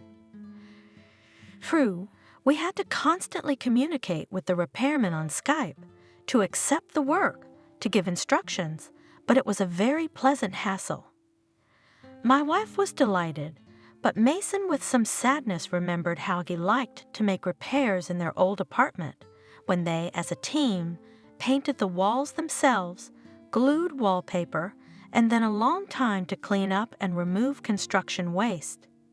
As it turns out, these actions gave the children a special pleasure. Ethan's life had changed a lot. He didn't even notice when it started, but now everything was completely different.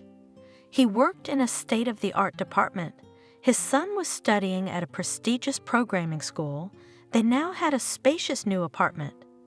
As for money, of course, they were not millionaires, but now they did not have to save on food, clothes, entertainment, and it was just wonderful. But probably, Ethan thought too often that everything could not be so smooth and good in life, and waited for some kind of payback or black streak. But he didn't believe in this happy fairy tale, where all the problems were solved as if by themselves. That evening, Ethan returned from the hospital late. His shift was over at 6 p.m., but he had to stay late, a complicated patient of uncertain prospects. Ethan couldn't leave him until he knew exactly what was wrong. And now, At almost midnight, he was driving along a half-empty country highway, so it was faster than looping through the city, and the route itself was easier, no traffic lights or crosswalks. I could relax a little, which is very helpful when I was in the hospital for 10 hours in a row. It was raining. The drops were drumming on the roof, smashing beautifully against the windshield. The wipers barely coped with their task. I could hardly wait to get home to warmth and comfort. Surely Margaret must have cooked something delicious. Now he was always greeted by a satisfied, smiling wife, not an irritated woman with anxious eyes. A marvelous metamorphosis. And then there was a noise, a rumble, a squeal of brakes, and a strong, powerful, unexpected blow. It came from the right. Ethan felt that he was losing control. He twisted the steering wheel to the right, but it was inexorably carried to the left into the ditch. The car spun. Everything was happening fast. The man saw the sky and the earth change places before his eyes, making him nauseous. Ethan hit the roof and the side windows of the car, but somehow he felt no pain. He wished this fall and his surroundings would end sooner, to get out on solid ground where there was no jolt. Finally, the car came to a stop. Ethan realized that he was trapped in a crumpled car, which had fallen into a ditch with the roof down. The situation was made worse by the fact that a fire was starting. Ethan first smelled a distinctive odor, and then flames appeared as they quietly flared up in the back of the car, but it didn't take long for the fire to spread throughout the cabin. Ethan was bombarded with a wave of terror. There was a need for action. The man tried to free himself, but it was useless. The belt held tight, the doors were jammed, and his hands were not obeying well for some reason. They're strangely sticky and slippery. It's blood. Where's it coming from? Okay, he'll figure it out later. If there is one, it's later. Ethan tried to break the window with what he could find, his son's plastic tube. Of course, he really realized that he was unlikely to succeed, but something had to be done. At the same time, the man loudly called for help. People should see the accident. They would help him. The cabin was quickly filling with smoke. The fire was gaining strength. The characteristic crackle of the flames of the fire eating its food could be heard. A disheveled boy, very young, came to the car. He bent down, made sure that there was a living person in the cabin, tried to open the jammed door, saw the flames. The boy's eyes rounded with fear, and he bounced away to a safe distance. Ethan realized, frightened, realizing what could happen any minute. The boy called for the rescue team, shouting into the phone, his voice breaking, begging them to go faster, but Ethan realized they wouldn't make it. With little time to spare, the man struggled to free himself. He has a life to live, he has children, a wife, he has a job and patients who can't do without him. It was getting harder and harder to breathe. Ethan realized that it was because of the smoke. Soon he would lose consciousness and probably would not even feel anything, but he would lose the opportunity to fight for life. The men joined in. He managed to spot someone else. Someone ran up to the burning car, smashing the windshield. Ethan felt a hail of small shards smashing his face. Or maybe this was all just a hallucination. Strong hands reached out, for the driver wedged between the seat and the dashboard. Then darkness came, saving, calm, impenetrable. Ethan opened his eyes. He had to squeeze his eyes shut. The white walls, the bright light, all of it blinding, preventing him from looking around properly. There was a distinctive beeping sound. Very familiar, there's no mistaking it. He's in the intensive care ward. Maybe even in his own hospital, but in a different ward. Ethan remembered that he had been in an accident, in a burning car, his seat pressed firmly against the dashboard. There was almost no chance of rescue. Did they get him out? Did the rescue team get there in time? Miracles! Then another very important question arose, and what condition was he in? Apparently not in the best condition, since he was in intensive care, and at the same time his head was thinking clearly, which meant that his brain was not particularly damaged. Ethan opened his eyes again. This time he managed to look around. He was alone in the room. Life support equipment was connected to him. He was as he should be without clothes, lying under a thin white sheet. Ethan tried to move his arms, and his legs were working. The man lifted himself slightly and looked under the sheet, his feet bandaged, a few bandages on his body, but everything in place. It looked like things might not be so bad. A familiar nurse entered the room. Ethan had seen her many times in the corridors. They had said hello, but unfortunately he didn't know her name. When the nurse saw that the patient was awake, she smiled happily. "Ethan, are you with us? What a joy! Would you please call James?"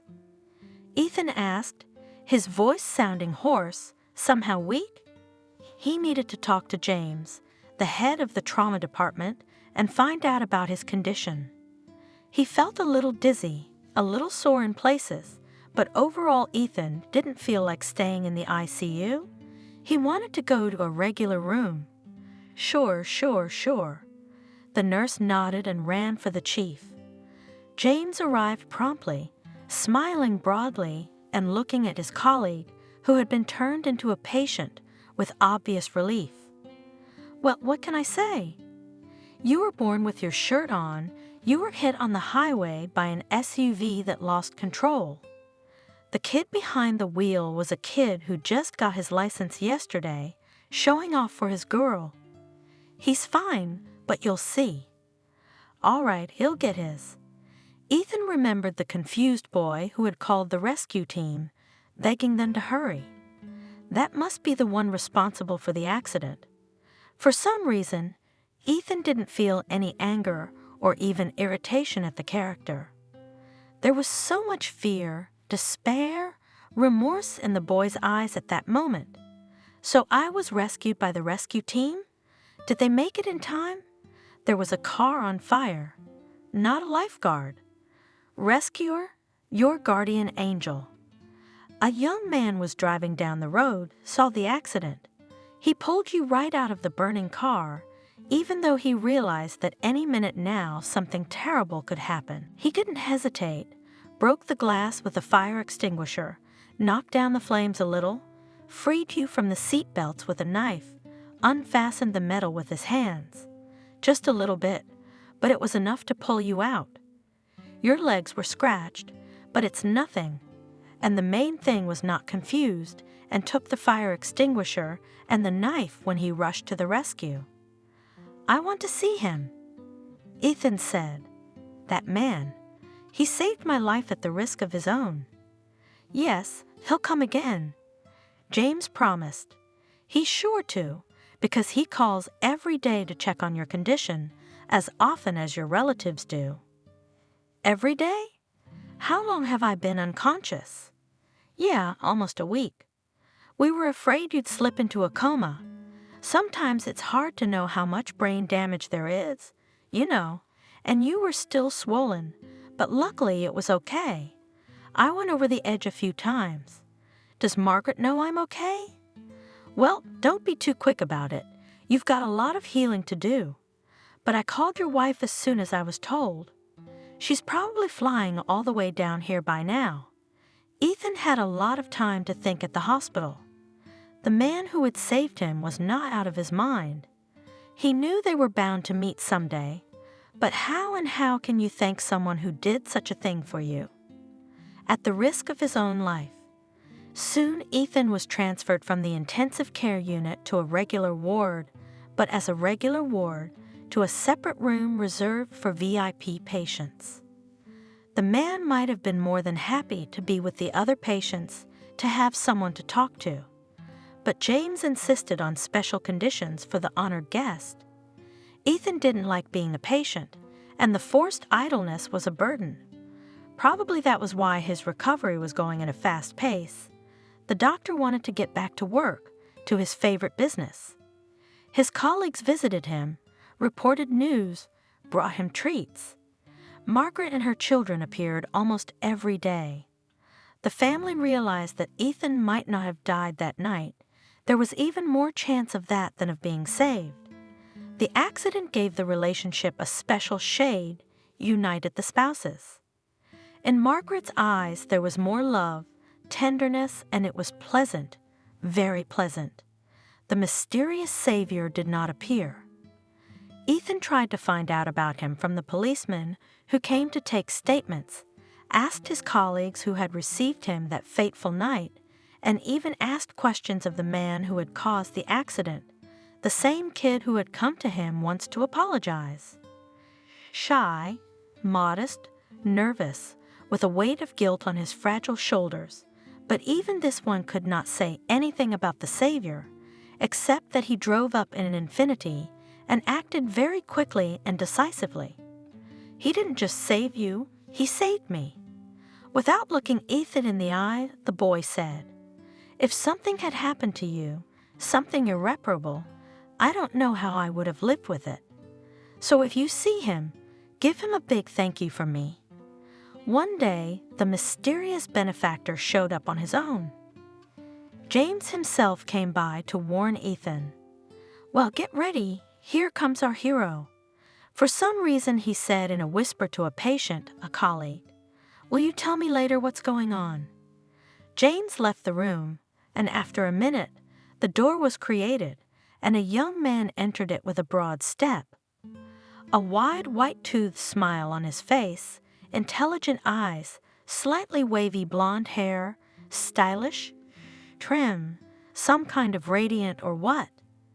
Judging by his springy gait and muscles, visible even under his shirt, he is engaged in some kind of sport. That's why he managed to pull the victim out of the burning car. Moments later, Ethan noticed a detail that struck him to the core. The rescuer was holding a box of candy, his favorite. Once Ethan used to adore these sweets, but then the candy seems to have been discontinued.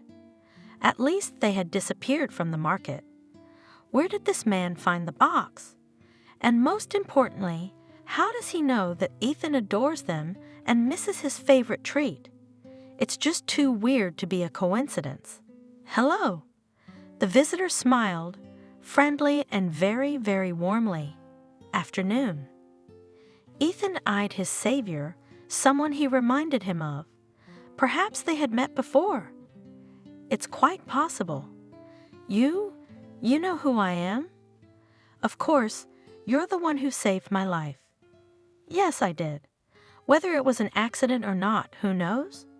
But it was you who saved my life. You did it first." "What?" Ethan was trying to remember where he'd seen this man before. "I don't understand." "You don't remember?" The young man concluded and smiled. "That's not surprising. The last time I saw you was when I was just a kid. Daniel?" Ethan suddenly realized. How could he not have realized? The eyes, the hair, the intonation. Of course. "Daniel, is that really you?" "Yeah. Remember I promised I'd save you someday. You see, I kept my word. Tell me, what happened to you then after you were discharged?" Ethan asked. He was really interested in the fate of this orphanage boy, whom he had once seriously thought of taking into the family to bring up as a son. It turned out that Daniel was accepted to study at the very design center, where Ethan went to bother about him. Here, the boy's talent was immediately noticed and appreciated. With him engaged in the best teachers, his work was sent to all sorts of competitions, where they steadily took prizes. Daniel gained a certain popularity. Thanks to this, he was somehow respected in the orphanage. By the end of school, Daniel received several offers from the best architectural universities in the country. These institutions provided him with a dormitory and a scholarship just to get the coveted student. Daniel chose New York. Teachers from the Design Center, which had time for years of study to become a boy, almost native, said that there he has a better chance of success, and so it turned out. While still a student, Daniel became an employee of one of the largest architectural firms in the country. He started earning so much that within a year, he was able to save up for his own apartment, and then more. Daniel graduated from university and became the head of his department. His life changed completely. Money, expensive things, trips to expensive resorts. Daniel did not deny himself anything, and it was just wonderful. But most importantly, the guy was doing what he loved, what he really did well. Daniel enjoyed both the work and the result and felt really happy. Daniel never for a moment forgot about the person who first showed him concern. He knew perfectly well that Ethan had saved him twice, the first time on the night of admission, when he had refused to leave the bedside of a heavy patient and had noticed a seizure in time. The second time, the man had spent all his savings on medication for the orphaned orphan. Without expensive medication, Daniel would not have made it. The guy was clearly aware of this, but the doctor did not limit himself to the fulfillment of his official duties. He not only cured Daniel, not only gave him life, Ethan also believed in Daniel's talent and helped this gift to develop. Daniel still kept the construction kit he received from Ethan that Christmas. It was thanks to this set that the kid realized that architecture was really his calling. He spent hours and hours building amazing buildings, some of which he realized as an adult. I'm so happy for you, I really am. Ethan smiled. He looked at the young, confident man and couldn't believe it was Daniel, the same skinny teenager, abandoned, betrayed twice, wanted by no one. Joy and pride for Daniel, that's what Ethan felt as he looked at this man. Wow, he became such a successful architect, but most importantly, Daniel grew up kind, brave, determined, ready to help others. I always remembered about you and about my promise to help you, followed your fate. It seemed unfair to me that such a good man, a wonderful doctor, saving lives every day, lived like that. Daniel hesitated, afraid of offending his interlocutor, but Ethan smiled and finished the sentence. Lives in poverty. Well, almost. Wait, are you the mysterious sponsor who renovated my department? Yeah, nodded Daniel. I was literally pulled out of the grave in this ward once, and I wanted to thank you, especially since I have such an opportunity. It's my pleasure, really. Wow, I never would have guessed. Oh, and this Doctor of the Year contest, is that you too? Well, it's a state contest. I didn't invent it. And yet somehow you're involved in it. I can feel it. You've always had a very good intuition. Daniel smiled. Well, let's just say that I helped to get the contest organized in your town, and I asked the chief physician to nominate you. He said he was going to do it anyway, but I had nothing to do with you winning. I just gave my vote, the only one. The patients chose it themselves. I had no doubt it would work out that way.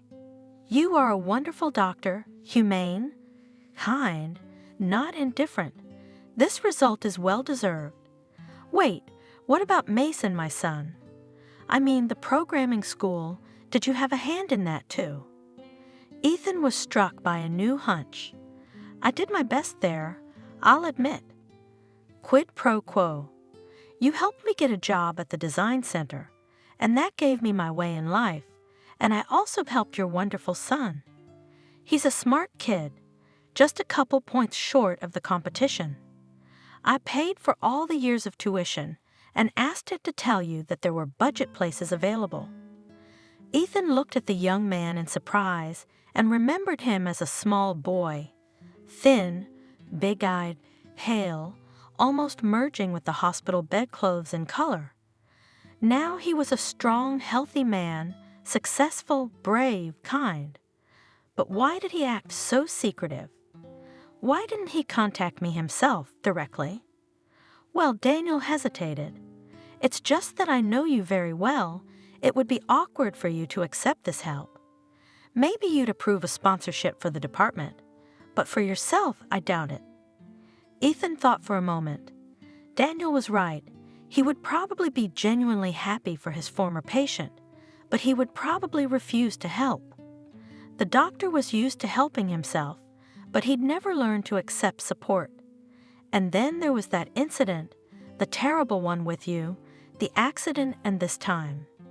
This time it really was a coincidence. Amazing, marvelous, just unbelievable. At the same time as Ethan was coming home from the hospital, Daniel was driving to visit, quite by chance, an orphanage friend. He had just flown from the capital to his hometown and was rolling down a country highway. The accident happened before his eyes. The SUV lost control and literally swept a light sedan into the ditch. Daniel slowly pressed the brake. His car smoothly slowed down. The young architect watched in horror as the damaged car flew downward, flipping over the roof. While I parked, while I grabbed the necessary things, while I ran to the place, there was a fire starting. It was impossible to slow down. The driver of the SUV tried to help, but he was having no luck. He called for rescuers, only they wouldn't make it in time. Daniel struggled to pull Ethan out. He was already unconscious. At that moment, the guy didn't recognize his old friend and savior. The victim's face was covered with blood, but then when the victim of the accident was already taken away, the police came to the scene. It turned out that in the glove compartment of that half-burned car, there were documents in the name of Ethan. I just couldn't believe it. Daniel shared his impressions. It turns out that I really saved you, as I promised years ago. I still thank fate that I was driving behind you at that moment. It's an amazing coincidence. I've been following your fate for several years. I've been by your side. I've secretly helped you in any way I could, and it always seemed like it wasn't enough, and then this. If it hadn't been for you, I wouldn't be here. Ethan nodded. He was reliving the horror of the accident again, the horrible images coming before his eyes one after another, and once again Ethan realized how close he had been to death. It was an amazing feeling. Now the man appreciated every moment of life even more. And again, Daniel continued, "If you hadn't saved me then, many years ago, if you hadn't sat by the bedside of the orphanage patient at night, if you hadn't spent all your money on expensive medicine, if you hadn't, after all, bothered with this design center, then you wouldn't have been gone at night either." Amazing paradox of fate. A life for a life, it turns out. Ethan and Daniel talked for hours on end. The doctor was interested in learning as much as he could about the life of his longtime patient and now savior. The guy lived in the capital 4 years ago. He and his wife had a daughter, and then they took twins, a boy and a girl, from an orphanage. In general, the couple helped orphanages and boarding schools a lot, both financially and as volunteers. I remembered what you told me then. Daniel smiled. That time before you were discharged. What do you mean? Ethan shared, but he couldn't remember his admonition. You asked me to grow up healthy, to become a successful person, and to help those who need help. See, I'm good at that. Yeah, you sure are. It turns out that Daniel then fell into the heart of the doctor's words, and his whole life he built, trying to follow this instruction. A complete stranger turned out to be kind and attentive to Daniel. The boy didn't know that such a thing could happen, but he liked it. He liked it very much. He realized that there are good people in the world, and since then, he dreamed of growing up and becoming strong, to be able to support those who are weaker. I remembered you all the time, remembered our conversations, your care. I knew exactly who I owed my success to. But that's where you're wrong. I just noticed your talent and showed your drawings to whoever needed them, nothing more. But you did it, Daniel insisted. Everyone in the hospital and the orphanage saw my drawings, but you were the only one who decided that this talent was worthy of attention. Daniel left, but it was clear that now they would communicate, go sometimes to visit each other, correspond. There was some kind of connection between them, an invisible thread. Is it a joke to save each other's lives at different stages of life? You can't think of such a thing on purpose. Ethan felt warm and calm. He hadn't felt so peaceful and happy for a long time.